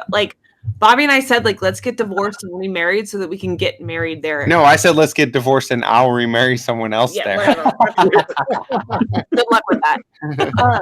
So that's fine. I'll have my next wedding there too. It is beautiful. It's so cool. It's the coolest distillery we've ever been to. So I will say that I thought I liked the Rabbit's Hole, and maybe it's just on what we followed up on, and I feel like everything we've had are things that I like, and this I would make this E and it would be left. Yeah. I can't even. It smells so shitty. I don't even want to drink it. And from what I remember, I liked this pour. It was by far their best expression, but I don't think it stands up to the Foregate and the Bookers and the everything else. That's what Dan does to you. He makes you not be able to get normal whiskey anymore. Right. Yeah. Makes you hate normalcy. Yeah. I'm loving this. So did you end up opening that? Oh no, Dan went and got something different, I should say, not good. I'm sure that's good, but I feel bad about having him open up something that he could do on a show, Right. Oh yeah, for sure. So just actually, since there's 75 of people in here, or roughly, that's crazy. So anybody who is curious about what we're doing here, obviously we did a blind taste. So Dusty Dan's Reviews is the new channel. I'm going to put a link in the description after this stream, probably after I break everything down. So check it out. Subscribe to his channel. He doesn't have any videos yet, but I mean, he's going to be reviewing stuff that he said that his qualification is that it had to be from the 80s or earlier, which is kind of a very cool concept. So yeah. Anyway, I think it'd probably be up to you guys, your alley. And he's been on a bunch of live streams doing these blind tastings. He's got good camera presence and everything. So Dan, what do you get? I got the Four Roses 125th anniversary. Ooh, nice. There you go. That's a good one. That's a good choice. Nice. Yeah. Have you guys tried the small batch select yet? Because I still haven't found it. I finished the bottle, and I can send you one tomorrow if you want. Yeah. Kentucky Light. Sorry. Yeah, Bill, we'll send you one. We'll just send. All right, send me one, and I'll PayPal you guys the money for it or whatever. Because I truly just can't get it here. It's seriously the shit. It's so I would say so for me, Four Roses. Some of their one-off stuff I really like, but of their main line things, they're just not really my palate. But the small batch select, it's really good. I love it. Bobby and I both liked it. We finished it way faster than we should have. So yes, we will send you. Where the fuck? Oh, there we go. Everything about the bottle's great. I mean, you think about non-chill filter, 104, proof. It's everything you want in a bourbon. I loved everything about the bottle except the finish. For me, was a little bit thin. Everything else was great, though. I found that I liked it so much that when I was reading other people hey, anybody know anything about this? And people were like, it sucked. I wanted to be like, fuck you. You don't know. It's so good. I feel like that small batch really select and the Foregate are two of my favorite things of 2019. Mm-hmm. That Foregate's ridiculous. Foregate's good. I'm doing a thing. It'll be fun. Give me a minute. Oh dear. We love fun. Are we gonna get Zelda pants? Batman and or Zelda, actually. Are you hungry? Do you want chicken fingers? Maybe after we're done. Oh yeah, I do. If you're making chicken fingers, Sam, you have to make enough for everyone. I don't send that along with the Four Roses. I legit do. It's just a matter of getting them to all of you. And a pinch. That's all. What do you think, Dan? Love it. Yeah. What year is that? I would say 6 years ago. I believe the 130th came out last year. I need to know where everybody's head is at this point. So how do you feel off the top of your head? How does that compare? I have not had the 125th, but how does that compare to the 130th, which I have had? Or do you remember? I don't remember. Fair enough. Fair enough. Dan, I have a question for you. Is there anything that you know of that you want to drink that you haven't had ever in life that we can send you? So, Those are two totally different questions. Right. So think of for Sam purposes. I don't know. I tell you, there was 2 samples that you guys sent that really stood out that I liked. What was the one? I can't remember what the one was called. It had the Was pink the one top on it. Was the one the William Heaven Hill? That was fantastic. That was a kick ass. I love it. Yeah. I think that's an underrated, overly expensive bourbon. And then there was the one that had the pink screw top. Something rock maybe. Oh, Rock Castle. Yeah, Rock Castle County. Castle. Yes, that's something that's really small batch. That doesn't make it outside of Kentucky. I'm glad you like that because I do too. You liked that it, was yeah. one. Yeah, I really like that one. We don't review it because nobody can get it. So Right, it's like it's- no point in the yeah. YouTube world to review it. Yeah, I actually really liked it. I'm glad you like that. That was one. I like that one a lot too. So Dan, we will send you some one-off stuff soon when we get it. When we get it. I don't know. Fine, guys. You can send me anything. It's okay. No, but we want to. I want to. And I'll do it, and it'll be stupid, and you'll be like, I've already had 8 of these, and it'll be fine. Just know it's from Sam, not Bobby. All right. So Jason from the Mash and Drum should be joining us very shortly. Yeah, Jason on here. I love him. I know. Who doesn't love Jason, right? Oh, I love Jason. Yeah. He's He's start talking. he's very jovial. Oh my I'm god. going to use the word jovial. He's so eloquent. No. That's I find Jason No, you to be just eloquent. He's a quick I do like he speaks Italian to me, and that is eloquent. Look at that lumberjack. Look how He is. Look at him. He's about ready to go chop some wood right now. Oh man, you need Bobby's beard on that, and then go eat some pancakes and chop some lumber. I know. I feel like I need some paper towels in front of me as the There brawny. you go. So how's that for a greeting? Jason, welcome to the show.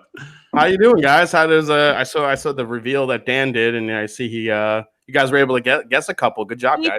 Forgated us. Yeah, I think Bobby's the winner here. He pretty much nailed that Booker's on what was it? Sure did. Yeah, that was great. And so Dan, what I missed that. What did you end up grabbing? It's the Four Roses 125th anniversary Oh, that's from right. 2013. Yeah, that looked good.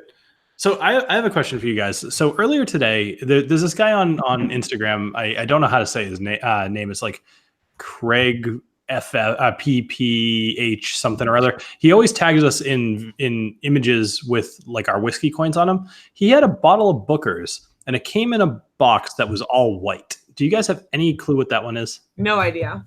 Did you see the picture by any chance? Bill, I'm gonna Google it right now. All right, there you go. So There are some out of country Booker's only stuff. Oh It my could be God. one of those. So Jason, what have you been up to tonight? What are you drinking? Well, I did a Patreon live stream. Then I jumped on Eric Waite's live stream for a little bit, and now I am gonna sip some Old Fitz 9-year. Nice. That's such a cool looking bottle, right? It's National Bourbon Day. I feel like this is kind of a good bottle to open here. Which I think it's a good call. is that the Jason, 9. 9? Sorry. I have the 13 coming my way very soon. Ooh. Jason, did you lead off with that WL Weller that you bought a little while back? Yes, I did. Yeah. Yeah, I That stuff started. is I amazing. started with that. Yeah, it's the 2016 William LaRue Weller, 135.4 proof. It's insane. Yeah, that stuff is awesome, man. Nice. So Bobby, what are you still drinking the rabbit hole, or did you move on to something better? That whole shit. I'm not drinking it. I'm finishing my It's 4-gate. awful. I won't do it. There you go. I'm inclined to save these samples. I actually feel like I should write what they are on them. See, mine are gone. Yeah. Well, you're better than That 4-gate that I'm glad that that was my second, and I think it was everybody else's first, and that when we reviewed it, we were very happy. We really liked it, so that kind of brings that home a little bit. I actually remember you guys talking about the 4-gate because you mentioned it on one of the streams before as well as being something worth picking up. Yeah. I mean, honestly, the price point is a little high on those. I mean, even in Kentucky, but if you can get your hand on a bottle of that stuff, it is awesome, man. As far as I know, it is the only bourbon that we have said for the price you should buy it. No, for the same price, I would take a Booker's 30th over that. Yeah, but we didn't put that out. That's going to go to patrons only because we were drunk when we did the review. Yeah. Not even drunk. I'm sorry. We were shit-faced when we did the review. Half of it's inaudible. So people think they want to see it, so we're going to put it out. And sorry, you guys can't understand half of what we say. So I found the Booker's that I was talking about. So it's the Booker's True Barrel Bourbon. It was the 2013-7. Yep, Christopher David did call that right before you just said that. So did he? Okay, good work, Chris. Good. Wow. Nice. Yeah, that's impressive. Very, very nice. Well, he can Google just like the rest of us. I'm just, on a stream. I shouldn't Google. Never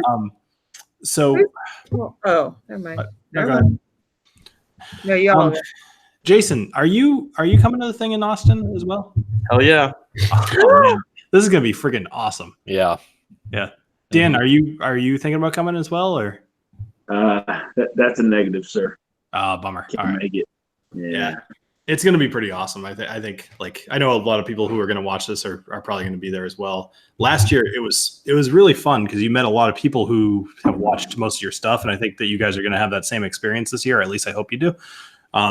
It's unreal. Like there was nothing like that. You walk in and you feel like a minor celebrity. Like people just know who you are and they're like, "Oh, Bill," and I don't know who you are. Well, and it's kind of cool. Like you see these people in the chats and you feel like you start to get to know the personalities of them, but you can't put a face with the and name. then all of a sudden they're there. Yeah. Well, we have already had people reach out to us for happy hours while we're there, which is crazy. Yeah, that's awesome. Well, so I think that's the thing. Like, so Brian Brennicky, he ended up giving me some samples while I was out there as well. But when he introduced himself, he was like, "Hey, I'm Brian," and I was like, "And Brian Brennicky, oh my gosh, I've seen you in the street." Like exactly like you know them by their name, but not anything else. Their real name and their lives. And I met Matt from the Whiskey Crusaders out there for the first time.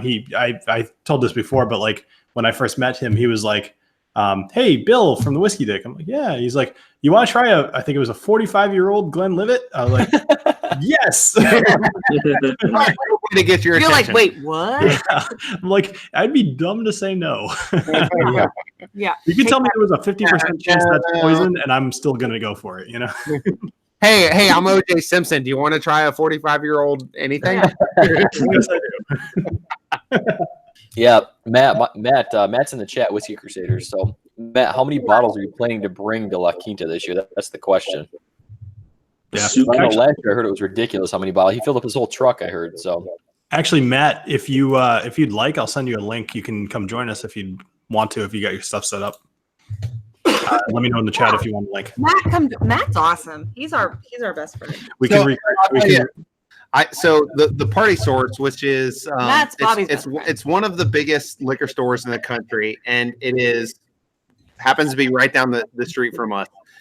And I went there. They have this huge sale going on right now, and I went there, and they had I bought 9 bottles of mostly Japanese and Scotch, which would normally cost about $1,000 for like $350.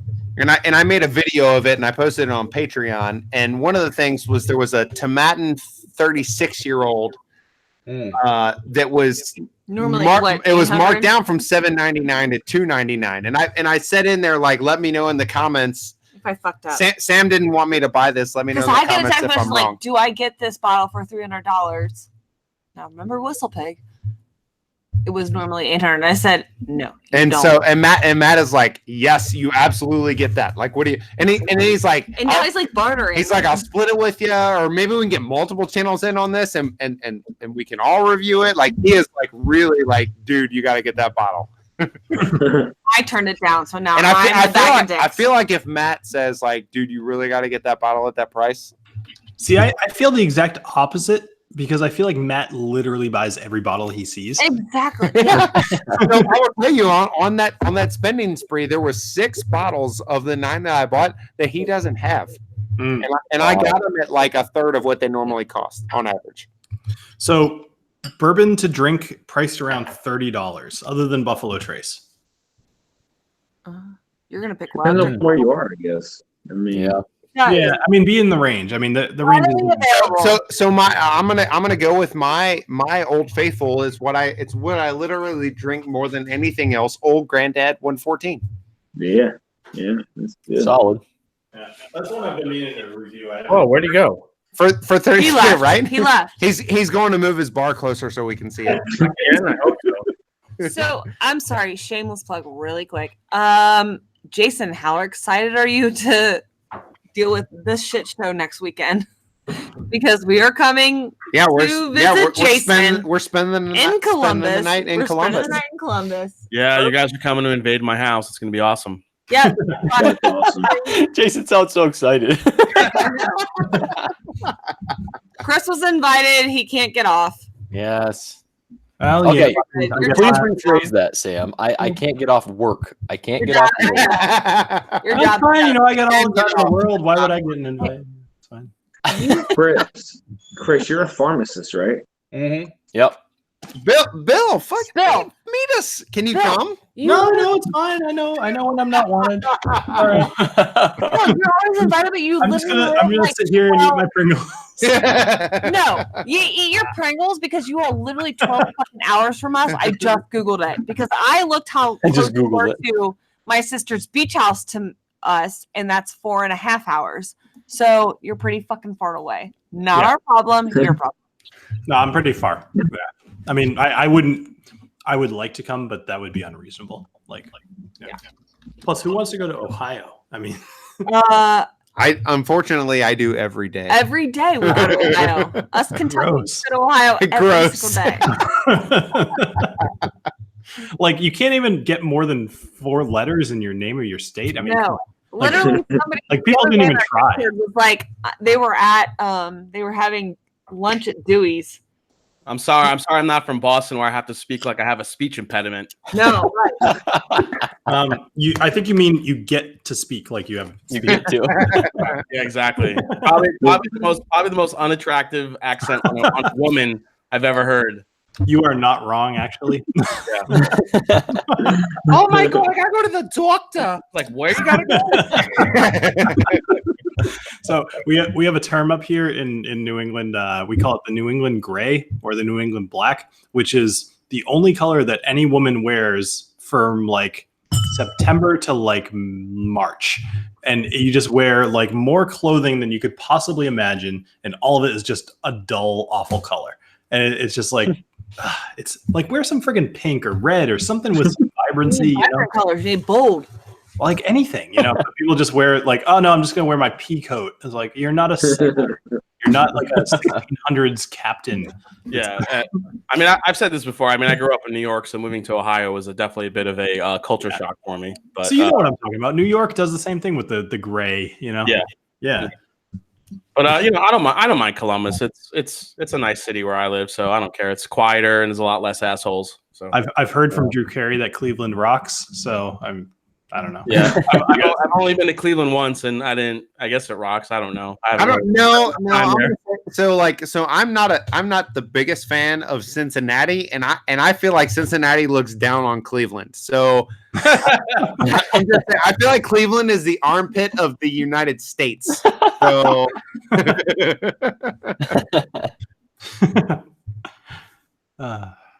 there's a lot going on in the chat tonight. Who's this S Rednaz? I can't decide if he's like the worst or if he's just fine. I don't know. Have you guys been? Yeah, I've seen a few comments that have given a little pause. Yeah, me too. Maybe he doesn't realize. I don't know. I'm gonna have some Maker's Mark private select. Chris, Nice. Are you still drinking this? Yeah, I'm still drinking mine. Yeah, it's good. I mean, it's definitely a lot better than Makers, regular Makers. Yeah. A coworker and I, we went to New York So it's Long Island, and we stayed in a hotel for the night, like obviously different rooms, whatever. But I brought this bottle, and after we were done doing what we have to do for work, we went out drinking, like went to a bunch of different bars, or whatever. We went back to the hotel. We basically just kind of hung out at the hotel and drank. This bottle was basically full. This is the first glass I've had out of it, and him and I drank, probably about half the bottle, and that was a good night. It's fun, like. I don't know. Some of the best times you have is just kind of hanging out with like one or two other people and just friggin' drinking way too much and just having a good time, like we're doing now. So that's what it's all about, man. It is, yeah. And Dan, this was so awesome of you to share all your incredible collection. I mean, yeah, it's stuff we could never get to try normally. It's just so cool. We really appreciate it. So actually, yeah, I mean, like I said, it took some planning for sure, man. But okay. So I would like to know now. Let's get a little behind the scenes look. So you said you if it's not too much, like what was your thoughts behind your picks? Yeah, there you go. Okay, so originally, I mean, I had the Bookers picked for Bill, right? Because I know that Bill was a huge Bookers fan. Right. Which I am too, and it turns out I'm the only real Bookers fan. Apparently. Well, so that's the thing. When you picked A, this is total ego here. I was like, yeah, of course the first one's going to be about me. Like that was my first. I was like, it's like Bookers, it's A. Like I could kind of see that, whatever. So when I had decided that was absolutely Bookers. So by the time that we had D, I was like, "There's not going to be a second Bookers in here," and I wouldn't have even guessed it, honestly. Like, I will say, I'm actually excited because, and I know you're the Bookers guy, and I'm not. I'm just joking. I'm never going to try and take that from you. But like when people ask me like that, what are you into? I usually start with Bookers. So the fact that I actually picked the Bookers and it was truly my favorite, kind of like. I feel like validates that a little bit. Totally. Yeah. I mean, I heart Bookers. Like Bookers, it really is a very good thing. Like a lot of people got really pissed off at them when they increased the price. And I will say $80 for a bottle of Bookers is a bit steep. Yeah. But it's still good. Like I buy it and I hesitate to buy it. But when I bring it home and I've already spent the money, I'm like, this is a really good bottle of whiskey, So Sam just bought the newest one, the one silver, whatever it is, for $65, and I'm like, wow. So like I saw it for 75, and I was like, and like I wanted to review it, but I'm like, and coming off the heels of Teresa's batch, I'm like, no. I bought the Teresa's batch. Then Sam called me and she's like, okay, I can get this one for $65, and I'm like, get it. Actually, even if it's as Teresa's batch for $65, that's worth it. I'm gonna go get the Teresa's batch because I haven't opened it yet. Oh, I'm gonna have it. I'm gonna do a first taste here on the channel because you guys have all said negative things about it. Yeah, and I'm curious what my reaction. So Bill, keep in mind it's not bad. It's just not as good as other Bookers. Well, that makes it bad, Wow. Bobby, what's the oldest batch of Bookers you've had so far? It's the 2015.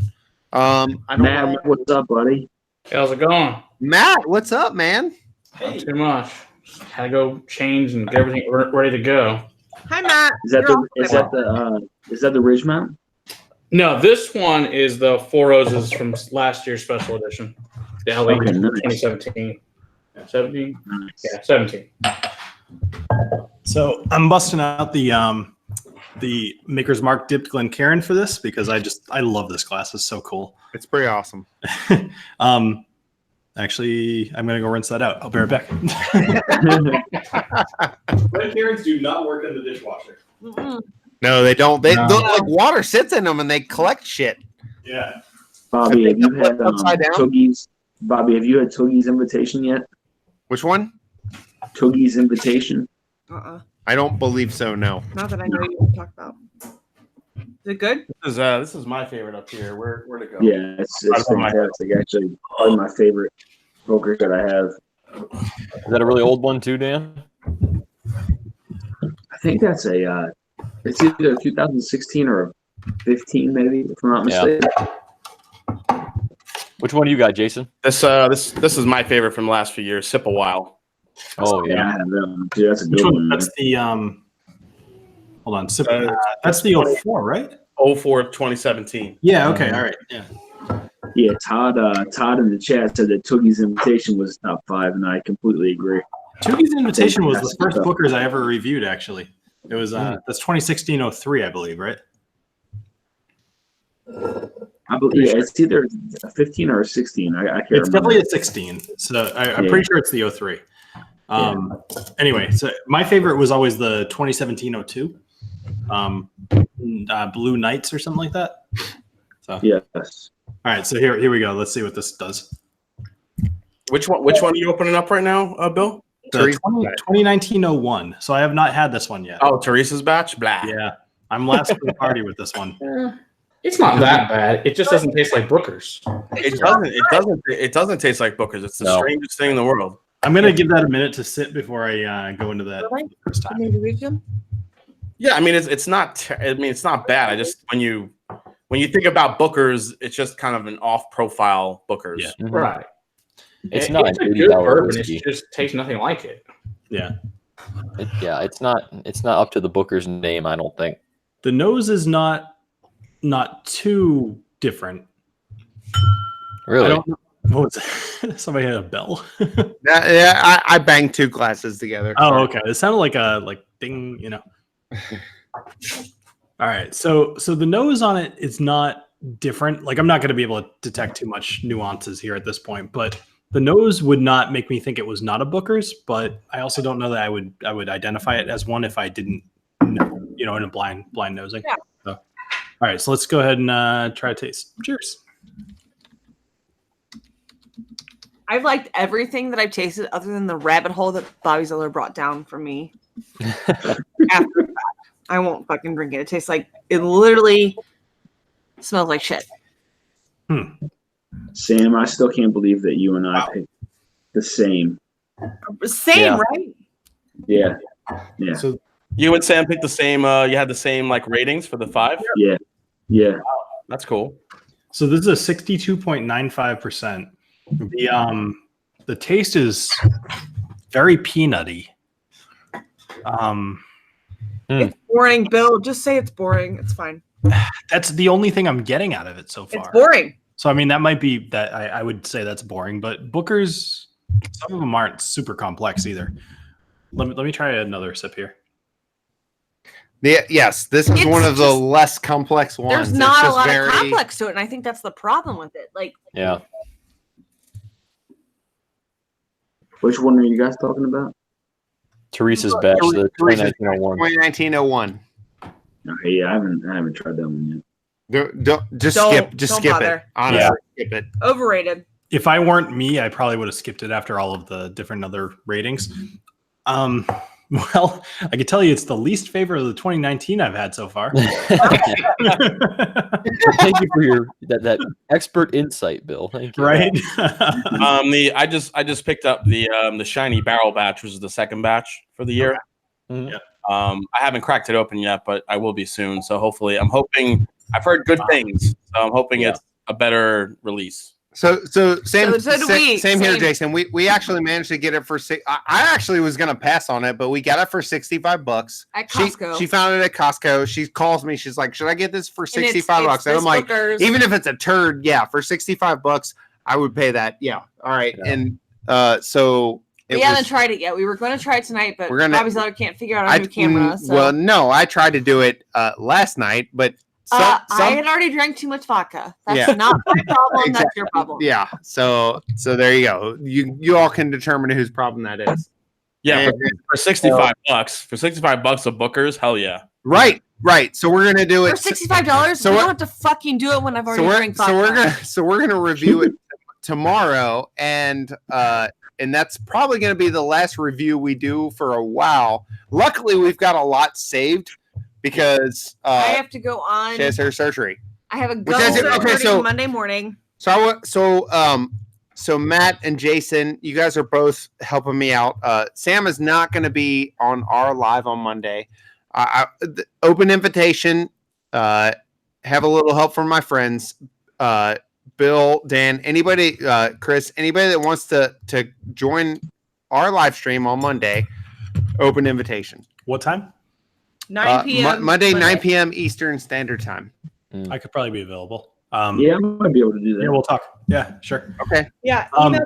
I have to have gum surgery first thing Monday morning. I've got the diabetes says I have bacteria in my gums. I need to get it cleared out. So I'm out of commission for the next 30 days. So the goal be Monday might be more weekend. The goal is that on Monday we need to get more people viewing than we've ever gotten on a live when Sam's not here, so I can let her know that I'm the star of the show. Yeah, because he's pretty sure that he's the star of the show, which is fine. I'll let him think that.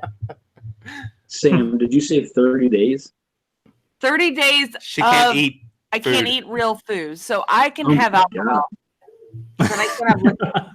But it happens. It happens on Monday. Yeah, it's Monday. It's Monday morning. So by our live on Monday afternoon, obviously evening, she's gonna be in bed. She's gonna be miserable. So yeah.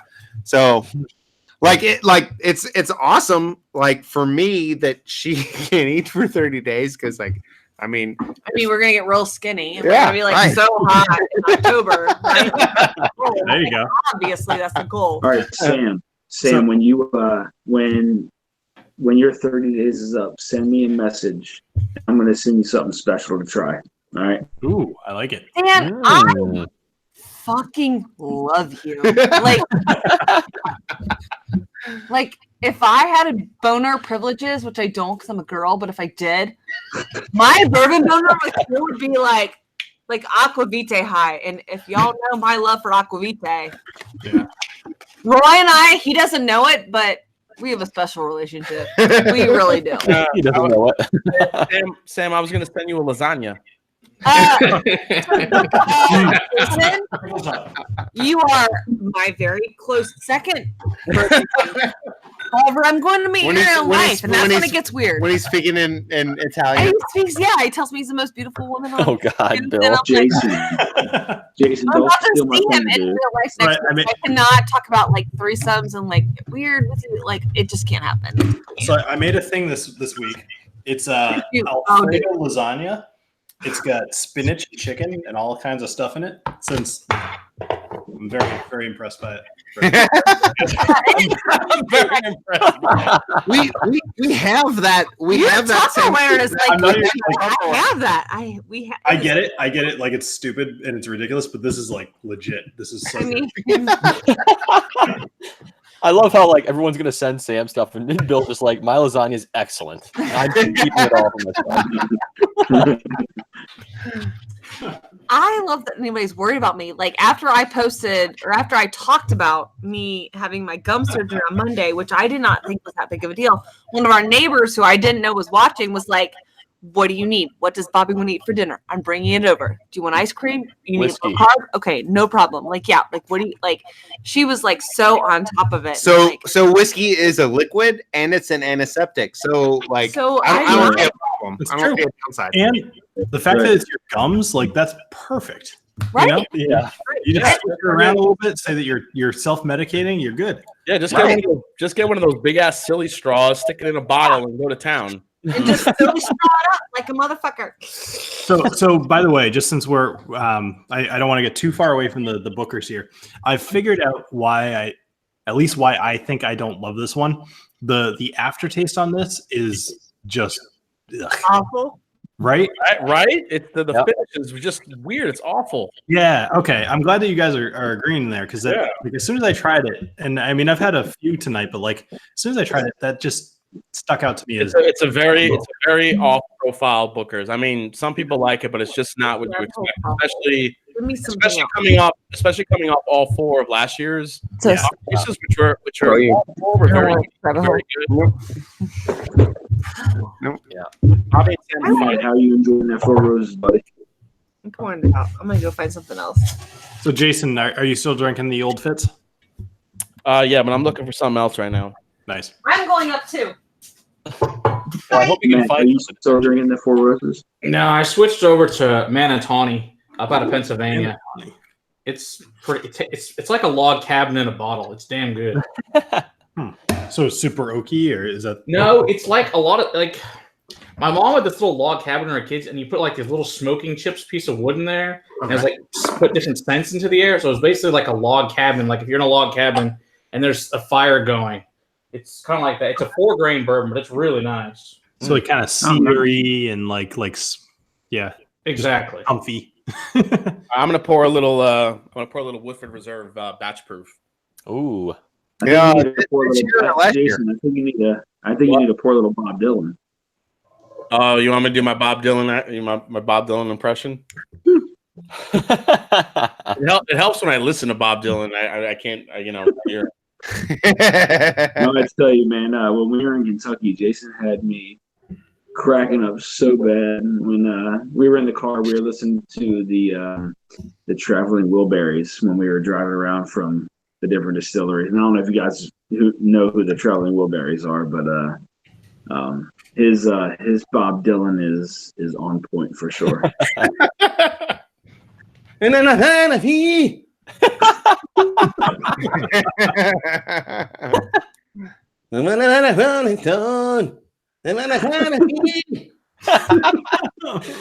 The facial expressions are the best part of that whole thing. Yeah. Hey, Jason, I haven't seen your coins yet. I had to pop off your stream last night before you showed them off. Oh yeah, here I got a couple right here. Flex. I'll highlight you so you show up. There you go. All right, here we go. That's the front. Oh, looks nice. Master drum. So Drum kit 1. All right. and then the back is the snare drum with the crossed drumsticks with the U2. Cool. Looks but good. The idea is it's a kit. So a typical drum kit has 5 pieces to it. So each collection of a kit that I make. So this is coin 1 of the 5-piece drum kit. So I'm gonna have 4 more coins for people to collect the kit. Are they all available, or is it only coin 1 available right now? Right now the snare drum is available, and the next I'm gonna release the tom, and then the 2 more, and then the bass drum to finish off the drum kit. Which one is the double bass? Is the bass drum, is that called the keg? Yeah, sometimes. Well, yeah, they call the extended bass drums the keg. Okay, all right, cool. Yeah. I know very little. Like I know you just smack them. Yeah, I'm going to, as soon as these sell out, I'll probably have the second drum kind of in order, and then as soon as I'll probably space out the kits, a good amount, but each coin as I come out, you'll need each GD 114. Each different coin for the kit. GD 1. Hey, if anybody's interested Sam just brought me a blind. Ooh. Okay. And I get in one try, I guessed it, and I was right. He was right. It was. I gave him OGD 114. It's his favorite. That's not fair. Yeah, that's It's not fair. You're right. It's not fair. That's just like If you drink it every day, you kind of get his word. For the record, guys, I'm still eating, and also for the record, I'm eating grilled, but they're not. Grilled. So Jason, no, seriously, that's genius. The drum kit, that's cool. So that's like Jason is fucking awesome. It's an orgasm. No, and it's like no, who is it? Scotch for Dummies. They do theirs where yeah. It makes a. If you buy all 4 of them, they stack up and make their symbol. And so, so I will say, whenever we get we don't have shit for that. Whenever we get it, it's gonna be on wine glasses, bitches, and I'm gonna be drunk as fuck. Like that's what you're gonna get. Whenever we get anybody's coins, so you guys know that my buddy Larry, he owns the Bourbon Bar. He's a good friend of mine. So he always wants everybody's challenge coins. He loves the challenge coins. Doesn't understand. Awesome. So YouTube, he doesn't understand YouTube, and that's fine. He's an old man, but he watches all you fuckers. He watches everything. Well, in the off chance that Larry is watching this in the future, hey Larry. Right? Yeah, Larry is an awesome dude. You want Larry on your side, Larry. I've heard that you're an awesome dude. And you have really good whiskey. Yep, you're doing it right. So I anytime like I go out on my way to collect everybody's challenge coins, and I always try and get multiples so I can give Larry one. And when I got so the Scotch for Dummies sent us 4. They sent us shirts, and then they sent us 4 of their challenge coins, and their challenge coins equal up to if you stack them and turn them right, it's their symbol, the coin current symbol. Yeah, and I'm like, Larry's not going to get one of these because I've got the symbol. So Jason's it's the same kind of deal. Like when we get Jason's, Larry won't get them. Right. Larry's on his own. Hey, Bobby and Sam, are you guys around tomorrow? Because I'm actually heading to I'm taking a ride to Party Stores to see if I can get any discount stuff. What time? Oh shit. God damn it! Anytime anybody fucking comes to Kentucky, we're going to Indianapolis tomorrow. What time do you think you're going to be around? I don't know. I was probably going to head there around 1. You were heading. What time will you be in Newport? 1. We probably won't be there. In Indy. We're going to Indianapolis to take our kids to the Children's Museum. Children's Museum. We have to like our kids. The children's. Hey, by the way, happy Father's Day for any of you guys that are fathers out there for Sunday. So, we get a bum rap. We don't get anything. We get a tie. The women get taken out to lunch or dinner or whatever and all that crap. We get. Hey, why do women? Bobby knocked up multiple when he has a great. Why do women wear white on their wedding day? Oh Jesus fuck! I have a guess, but I'm not going to go ahead. To match the rest of the kitchen appliances. Jesus. That was how much. Okay. Wow. Why Bobby's daughter got married? I don't know. Why? I don't know. Although most of them are most new appliances are stainless steel now. So that's true. Sam, what are you eating right now? What? What's Sam eating? So I made homemade chicken tenders. Yeah, I make them with almond flour, so it makes them low carb. Yeah. So for those that don't know, Sam is a type 1 diabetic, and I can't have carbs. So. And carbs are bad. So she makes them with almond flour. That look like shit, but they're not. They're low carb. Sam, did you happen to see the thing I did last November on diabetes? Yeah, halfway. I watched part of it, and then it was a super long. Actually, it's funny nowadays. It seems like a long stream, but last week was 4 hours. The stream I did the other day for the thing in November was 3 hours. I think I meant to ask you, why do you like diabetes? Why do I like diabetes? What's your? It's American. Super rad. I want to support diabetes. Yeah, no. So I had my niece has type 1 diabetes, and I have a friend Molly who has type 1 diabetes. She runs a blog called Hugging the Cactus. Yeah. She so I talked to her about it. I was it was more that I wanted to use this platform to do a fundraiser for some charity, just because it seems like the people in chat super generous. They actually that really good timing, Captain. Make it happen. Of course, that's very good timing. I was literally about to say they're super generous and they donate money. So, but either way, they donate money. So it seemed like I don't need the money as much as charities do, right? Obviously. So that was why I did that. You know what's awesome about Captain Make It Happen is he goes to the gym, works out, still watches the chat, and he drops a super chat for everybody. Thanks, Captain. That's awesome. Is he at the gym right now? Yeah. Is he getting small? Is that how that's working? Captain Make It Happen, John. He just recently won. He just recently won a bottle of my first barrel pick that I did at 1792. Oh my god! Yeah.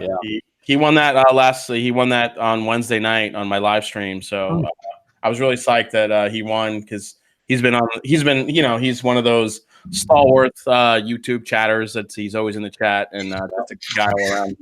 Absolutely. Nice. Yeah, the good news too, Jason, is he'll be here on next Friday to share with a bunch of people, so that'll be even better. He's gonna be. I already sent out the bottle, so he should have it. Nice. Hey, By the way, so I see my bourbon journey, Scott. You're in the chat. Do you want to come join us?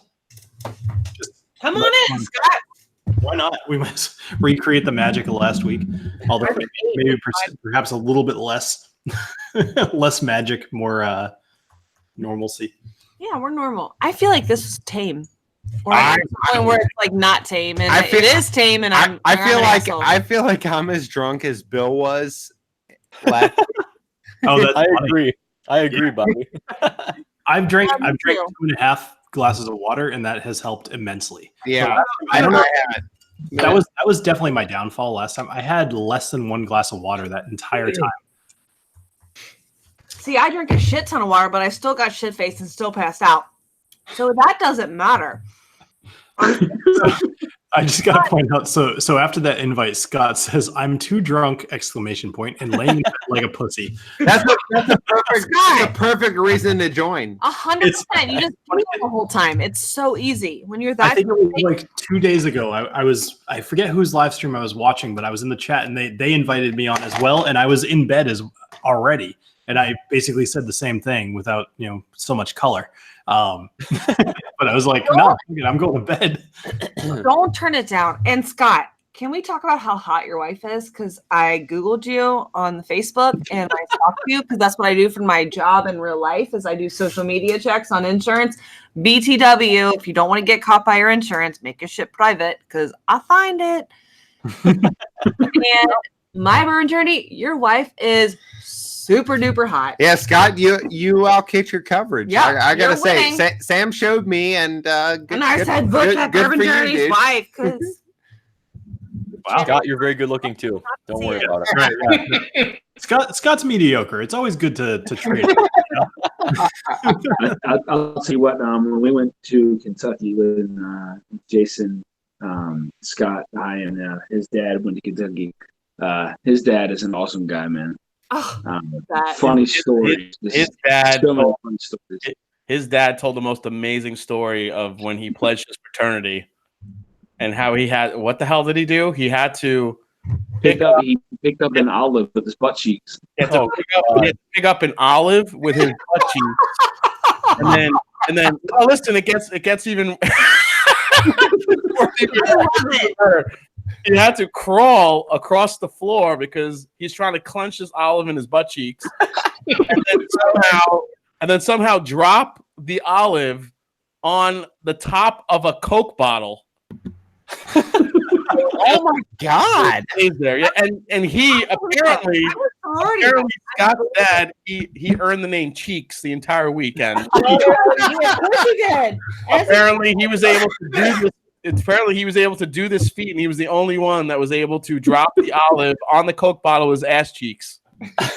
I love when nicknames are just like as simple as they could possibly be. Like you drop something, you're like, "Hey, Fumbles, what's going on?" Yeah, right. Like, "Hey, Cheeks," I love that. Yeah, and what's the best thing about Scott's dad too is like he's pretty quiet, but then all of a sudden he just comes out with these zingers, and then all of a sudden we're just sitting there, we're drinking that Old Taylor from like the 1940s, and all of a sudden he's like, "Yeah," he's like, "Definitely. When I was, I had to pick up olive with my ass cheeks," and he said it like real out of context.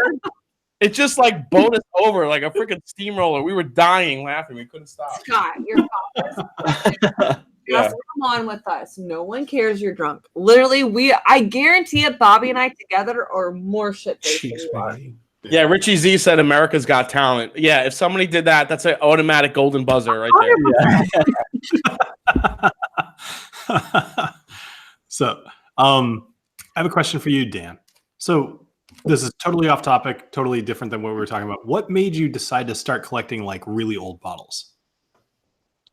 To be honest with you, there's really nothing that because they're hard you really collected. I had tried some old. I forget what it was exactly. It was something from the 50s that I had tried, and I had just talked about how different it was, like the complexity, and Jason really talks about that butterscotch note that you get in some of these dusties, and I did pick that up, and I was like, you know what, this is interesting. Let me see if I get this on my next bottle. So I had picked something else. I think it was a little old. Well, was it older? I can't remember what my second one was. The second Dusty I got, but anyway, I just find it.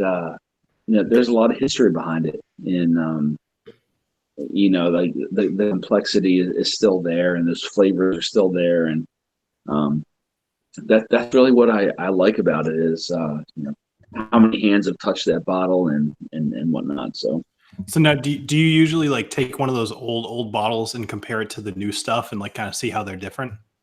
I do, yeah. I have some of the ones that we've tried before, the Old Crow Chessman. I've done that, which is oh my god, that stuff's unbelievable. The Old Crow Chessman.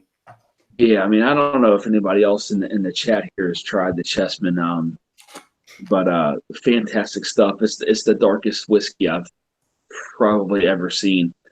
But just the flavors are phenomenal. And then the Old Taylor I brought down to Kentucky was from the 40s. Fantastic stuff, bottled and bond.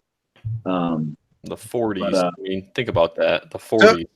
So I want to say that the Dusties that I've had are which I guarantee is never like just barely scratches the surface of what you've had. Is amazingly different from anything that I've had that's come out today. So and you've said that you've had some pre-prohibition stuff. So yeah. Like, do you think it's a generation thing that just like this is what people want, this is what we're making, or you? I mean, personally, I don't think it's a preference of what people want. I think it's just the way that it was made and the way it was processed. Now it's more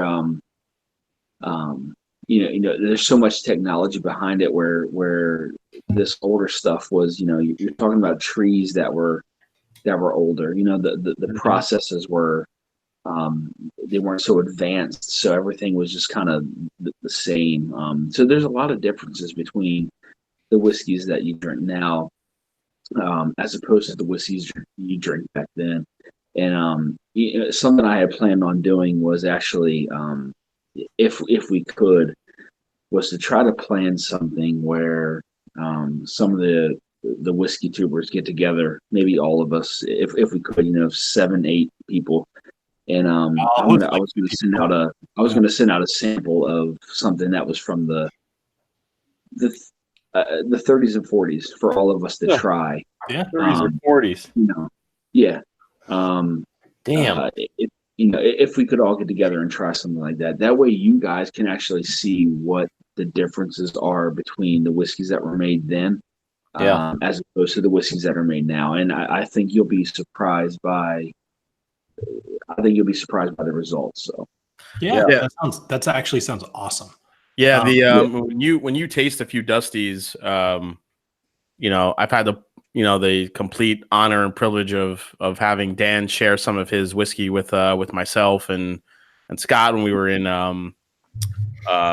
Kentucky, and I've had a couple bottles from the 1980s, and there's a very distinct flavor profile that just completely changes the game when it comes to today's spirits versus way back when. As Dan alluded to, you have the way they distill, the way they just kind of the technology is different now. You can control every part of the distillation. When you go see a distillery now, they have technology that could tell you exact temperatures, exact anomalies that happen within each little part of the distillation if something is off, whether it be temperature, whether it be color, whether it be flavor. And, they didn't have that back then. They just kind of went on what they knew. Obviously there was some technology there, but not nearly what they have now. So, well, and you have places like Buffalo Trace that can say like, we know that we don't like that percentage of whatever because we tried that 150 years ago and it didn't work. Yeah, I mean, the thing is, like, for instance, Marianne, when she was at Castle and Key, they had come across I don't know if it was a bottle or several bottles or whatever it was, a yeast strain from the old Taylor from back in the day, and they tried to basically recreate that. So I mean, that's going to be their bourbon mash bill. So what that comes out like, I have no idea, but that's basically what they try to recreate. With whatever they had found. So I'm going to be really interested to see what they have. You guys bring up a good point. So like I've thought to myself recently that like one of the worst things that we as a species have ever done is get really into psychology. Because once you start figuring out like the way that people's brains work, you start being able to be very cheap about it. For example, like you guys know I'm in like software, right? So like when we make a website, like I can tell you exactly what it's supposed to look like in order to drive you to click something or to buy something or whatever. Same thing with marketing. And in that vein, we go into whiskey, right? So like you guys were talking about the industrialization of whiskey and just the mechanization, the fact that people can automate everything. And so if you can decide exactly what people like, it takes the hard out of it, like you don't get those variations from batch to batch that somebody just thinks is a good idea. You got a computer to tell you that it is a good idea. And that reduces the amount of innovation that goes into whiskey and everything really. So I like the idea of super old stuff because it was still somebody just thinking an idea was a good idea before proving it via 1,000 different scenarios that were right. And so to take that, so the JW Dant from 1960 that I tasted last week, and I had some good shit. Like it was an awesome tasting, but like it tasted like nothing I've ever had, and that's cool. You know what I mean? Like it was not like anything we drink today. It was so different from any of the bourbons that we all enjoy, and it was good in its own right, but it was just very different. Yeah. Yeah, the 1918 stuff I've had is so vastly different. But even stuff like you said, like 65 and the 80s, is still all completely different. I don't know if there's a generational gap between distillers or distiller if it makes any difference. Have you found that, Dan? Anything that there's a certain time period changes where those flavor profiles change at all? I mean, just from the things that I've tasted, I would say anything from the 1940s forward. I definitely taste a difference in some of that stuff. Not necessarily the brand name and who's behind it, but just the flavor, like the complexity of it. I would say from the 40s on is where you kind of see that difference for me anyway. Interesting. Yeah, I feel like in the ones I've had, it kind of stays true through the 80s into the 90s. They start getting a little bit more refined, and then you hit the once you get past the 2000s, it starts getting a little bit more consistent to what we're used to now. Yeah, I think what we should do, maybe just this group that's on here, maybe one or two more people. I would definitely be willing to crack a bottle of some pretty old stuff with you guys, and maybe just to see what everybody's opinion is, of it, just to get an idea of what you think. So. Oh, all right. And as a girl, my first thought is, oh, don't waste it on me. Like, give it to the boys. Like, no, you're fine. Honestly, Sam, no, she's right. Just give it to the boys. You know what's funny? It's been really fun. I know when Sam tries something dusty, she's gonna pick up. They call it dusty for a reason. There is like a mustiness to it that comes across. Yeah, exactly. You'll it's kind of like a basement type, almost a must to it. But you let it open up for a good 10, 15 minutes, and these incredible sweet flavors come through, which is just stuff like you don't get to taste anymore. And that's Sam, Sam, maybe we can plan that for when maybe that's the first thing you try after your surgery. How's that sound? Yeah. 30 days away. I'm game. As of Monday. And when you guys come here next weekend, I have a couple bottles from the early '80s that you could try. Damn it! Shut your face. We have nothing fancy to give you. Sorry. We'll pretend like we do, but really, whatever you have is better. Yeah. I'm gonna send you guys a headshot of myself and just print it out, put it there with you. Yeah. No, don't ask for that because I will get a blow up doll made of you and Oh God. the entire time. It'll be me just going like, yeah. Just do your Discord dance thing. That's what you need to put that little symbol on. Discord dance, yeah. yeah, that one. That's what it looks like. Yeah. Yeah, actually, for anybody in the chat, if you're not in the Discord, you're missing out on some You fun. really are. Discord I thought was stupid up until I joined Discord. Here, have a link. Yeah, the Discord is great. So between like Bill, yours is like the original, and like we started it and kind of added on it, and honestly, like we follow. We have a dogs chat. We follow both, and so but between yours and ours and everything, like there's a lot of good shit that happens in there. And actually, you guys have a really good Discord as well. I'm surprised at how quickly it just jumped up. It people really like you guys. I don't know why. I don't know why. I don't know why either. I don't know why. I'm trying to figure it out. Most people don't like the F word, and I say it a lot. And if I didn't think it was fun, like there's a very, at least in my channel specifically, there's a very different tone between my reviews and my live streams. I feel like the live stream is much more my personality. The reviews is more what, like, I'm trying to educate people. So I'm trying to be. Yeah, exactly. I would say that you're doing something right. You have 800 million subscribers. So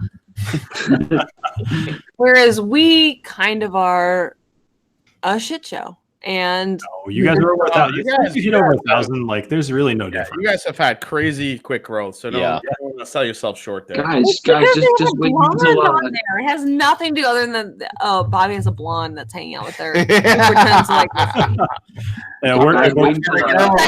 yeah, because I've made it pretty adamant that outside of this, I don't drink this brown shit. I don't. I have one time because I felt like a pussy if I didn't. Yeah. Wait until I drop a review and we talk about some shitty. Yeah. I can't wait. Yeah, we are waiting for Dusty Dan's first video. He's been working on it. It's gonna be absolutely I feel like we're excited. Like Dusty Dan's first video is gonna get like 800 million, 1,500 views because just because no way. I know we're I'm working on his logo for him right now, so I can't wait to see that. Yeah. I like your style. So Jason, you're like, I feel like I should have went to you because when we were working on our logo, we went onto Fiverr.com and paid some asshole like $30. Dude, man, I work for Whisky. Yeah. Well, we would have paid you in whiskey. Yeah, right? we would happily pay you in whiskey. Yeah, I'm working on Dan's logo right now. I created Blind Whiskey Reviews, John in California. I made his new logo for him. Not your face. Of course you did. We paid $525 for that bullshit. So if you go to our page, and you will see like it's our new live thumbnail. Any live that we do, it's on our live. I paid somebody to draw us to look like the Simpsons, and it was I paid fucking $54 for that. So that was pretty cool, though. I like that. It was cool, and I'm happy with it, and I'm not upset with what it ended up. But how much did you pay someone for your logo? Our logo, I think we paid $25. $25 for it. Oh, okay, all right. You know what's funny? I paid somebody to come up with a new logo for me, and then I didn't like it. I ended up I was designing a shirt around the Starbucks logo to just kind of be funny, and I ended up being like, I could modify this just a little bit more, and actually I really like the logo. So, like, obviously, if you look at my logo and look at a Starbucks logo, there's some similarities, like the outer shell kind of thing. I originally was going to make the mermaid in the middle, except I was going to make it kind of like a Glencairn classic, some tendrils kind of thing. Yeah. I had a cool idea, and it just didn't work. So I just got rid of all of that, kept the brown, I kept the circle, made it brown, and then I put a Glencairn in the middle. And that's super close. So.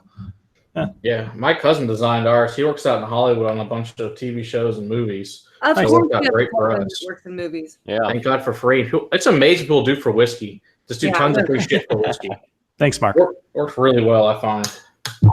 I'm also working on an intro for Dan. I haven't told him yet, but I'm telling him now. An intro video for him. Spoiler alert. Very cool. Oh. So word to the wise on you guys: don't have your intro videos be more than like a couple seconds. People will absolutely drop off of your channel. So I can agree to that because we don't have an intro and we did not have an intro. Well, no, we just got an intro. We do So now. I will He say, said people drop off of a couple seconds if it's too long. so, I will say, and this is where I came from with this is I'm not a big fan of intros. So And I'm not a big fan of Rabbit Hole. That shit sucks. I'm not going to read it. yeah, Go back to rabbit holes somehow. yeah, fuck your rabbit hole. My rabbit hole right here. It has been untouched. I am so glad that you held up the glass. Rabbit hole. Sam has an untouched rabbit hole. I don't know if I'd say untouched. Never been touched. So anyway, Carry on with your story. all right. Here's a good question for you guys. Richie Z is asking what my and the rest of the like everybody's opinion on Little Book. What is our opinion on it? Bobby Zeller hated it. Little Book 1 or Little Book 2? I'm not a fan. If you've tried both, give your opinion on both. I like 2 way better than 1. I thought 1 was just blah. It was just crappy and bland. But the second one's got that older rye in it. I think it really makes it spark. So I really like number 2 a lot. We actually had a Christmas party here, and magically the next day everybody tried it. All of Little Book 2 disappeared around here. He said number 2. Yes. Yeah, Number 1 is the shit though. I would tend to lean toward when I first tried both of them. I liked Little Book 1 better than 2, but then over time, 2 became really interesting. Mm-hmm. And I even said this in my review. I don't think it's everyone's flavor profile. It's very different. I don't think it's kind of a love it or hate it thing, but the people that do appreciate the blend and what's in it, I think people really love it, and I think it's really unique. So I've never had 2, but 1 is definitely not my flavor profile. I would. But you were sick when you had it. And that You don't care. So there are pours that I've had that I'm like, I was sick. I need to do that again. And that one, I'm like, You don't need it. no, I'm good. Fine. Okay, fair enough. Really, even with that, like, what was it, like 40-year-old corn whiskey he had in there? Yeah, that was in the number 2. Yeah, I've only tried the number 2. I haven't tried the number 1. I remember giving the number 2 a vote of kind of like, if you want to spend $100 on a bottle of whiskey, this is a decent bet. Like a bottle of bourbon. But I liked it a lot, but I totally get that people wouldn't want to spend $100 on bourbon. Yeah, yeah. So the price comes into play. It's a little bit rough, but I mean, one was just a super sweet batch. Definitely different. Number 2 had a lot of Canadian whiskey influence. So Chicken tenders and ranch. Yeah.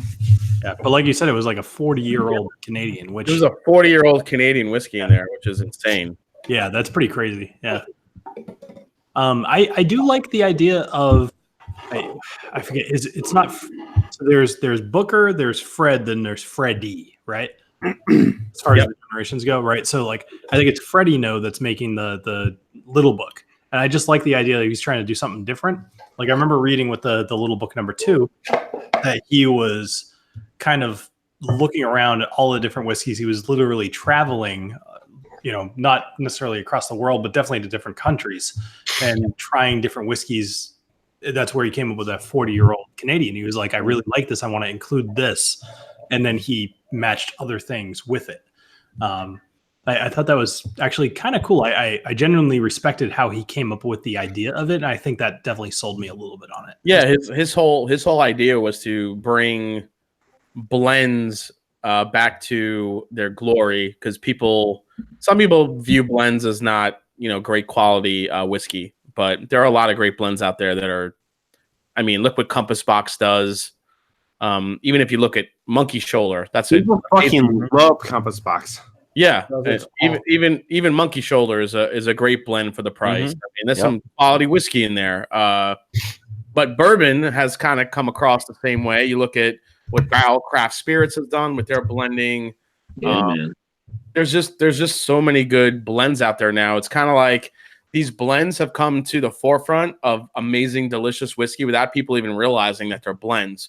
And I think what Freddie No has done is kind of taken that idea and kind of taking blends or bourbon blends and whiskey blends to a different type of level, rather than just looking at it as a, kind of a cheap whiskey. Yeah. 2-1. 2 is clearly, this is 2 and this is 1 is way more gone than 1. That answers your question which one's better. Yeah, that's pretty good. It's funny to me, Matt, you never finish a bottle of whiskey. Nope. I really don't have empties almost ever. Yeah. It's pretty rare to have empties. There's just so many things to choose from. I rarely come back to the same thing. A lot of times it'll be years before I go back and try it again. That's Bobby. Matt, how many bottles would you say that you have right now? Would it be over 500? Yes. Well over that. Yeah, you're over 2,000, aren't you? I think if you include everything, yes. There's not that much whiskey, but if you include everything, yes. Oh, okay, yeah. I know that you were. So the Whiskey Vault has, what was it, 1,400 different unique bottles? The Whiskey Vault has 2,300 now. Wow, they've upped their game a bit. Yeah. Well, they get sent bottles all the time, so yeah, I know that's right. That helps. No comment. Yeah. I'll tell you guys later the number after we're off of here. Yeah. I don't really want to share that publicly. Yeah, that's fine. So actually, just kind of, it's 11:42. What are you guys thinking? Do we want to go for one more drink, or are we kind of wrapping up? I feel like we're wrapping up a little bit. I would be cool, ending this pretty soon. I think we've had a pretty good run. It ended up being 2:45 instead of an hour, which is what I was kind of planning on. So let's just go with this. What did everybody end their night on? What was the last dram that you poured? Mine was the Four Roses 125. 122. Okay. I finished all the rest of the samples that Dan said. You ended up finishing all 4 bottles. Yeah, nice. So, Bobby, what did you end up on?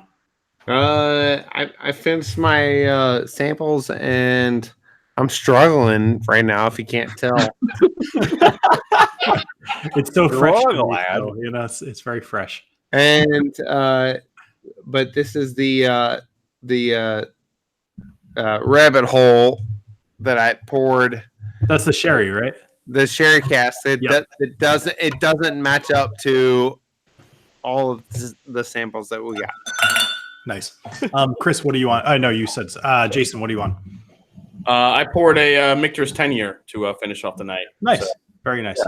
I love what Michter's is putting out. So this is one of my favorite bottles. Yep. What year is that, Jason? The Michter's 10-year. What year though? This is the 2018. So this actually has apparently 11-year-old bourbon in it rather than just 10. And then Matt, what are you drinking? Well, I figured I'd grab these 2 little books, so I just did little book 2. You know, it's so funny, Matt. Because I don't get to actually the little group of people usually covers your thing, but I love your shirt. Oh, I know. Yeah. Thank you very much. I need to change. So I have to grab the shirt. Appreciate it. All right. So I'm going to call this a night. Thank you, everybody, for joining me here on the Whiskey Dictionary. Dan, thank you very much for sending us all samples. Yeah, really fun time. Thank you, Dan. Yep. No, thank you guys. Thank you, Bill, for having me on your channel, man. I really appreciate it. It was awesome for sure. So thank you. Awesome. Everybody check out Dusty Dan's reviews. You should be able to find it if you search for it on YouTube. If not, God, that motherfucker, when he goes on his first video, he should have like 200 subscribers. I'm just saying. I just dropped the link in chat You're going to be set up for success, Dan. It's yours to lose. So I'll end up putting a link in my description if I remember to. If not, I'll remember like 2 days from now to put the link in there. And if not, check them out on Instagram. And everybody else, I'll put links to all of your channels in the description. Thank you guys very much for joining me here on the Whiskey Dictionary. Buy challenge coins from all of us. We all have them. They're awesome. Honestly, they're very, very cool. If you want one of the ones that I have on my cups here tonight, send me an email and let me know. Thank you, everybody, for joining, and have a great rest of your night. Cheers.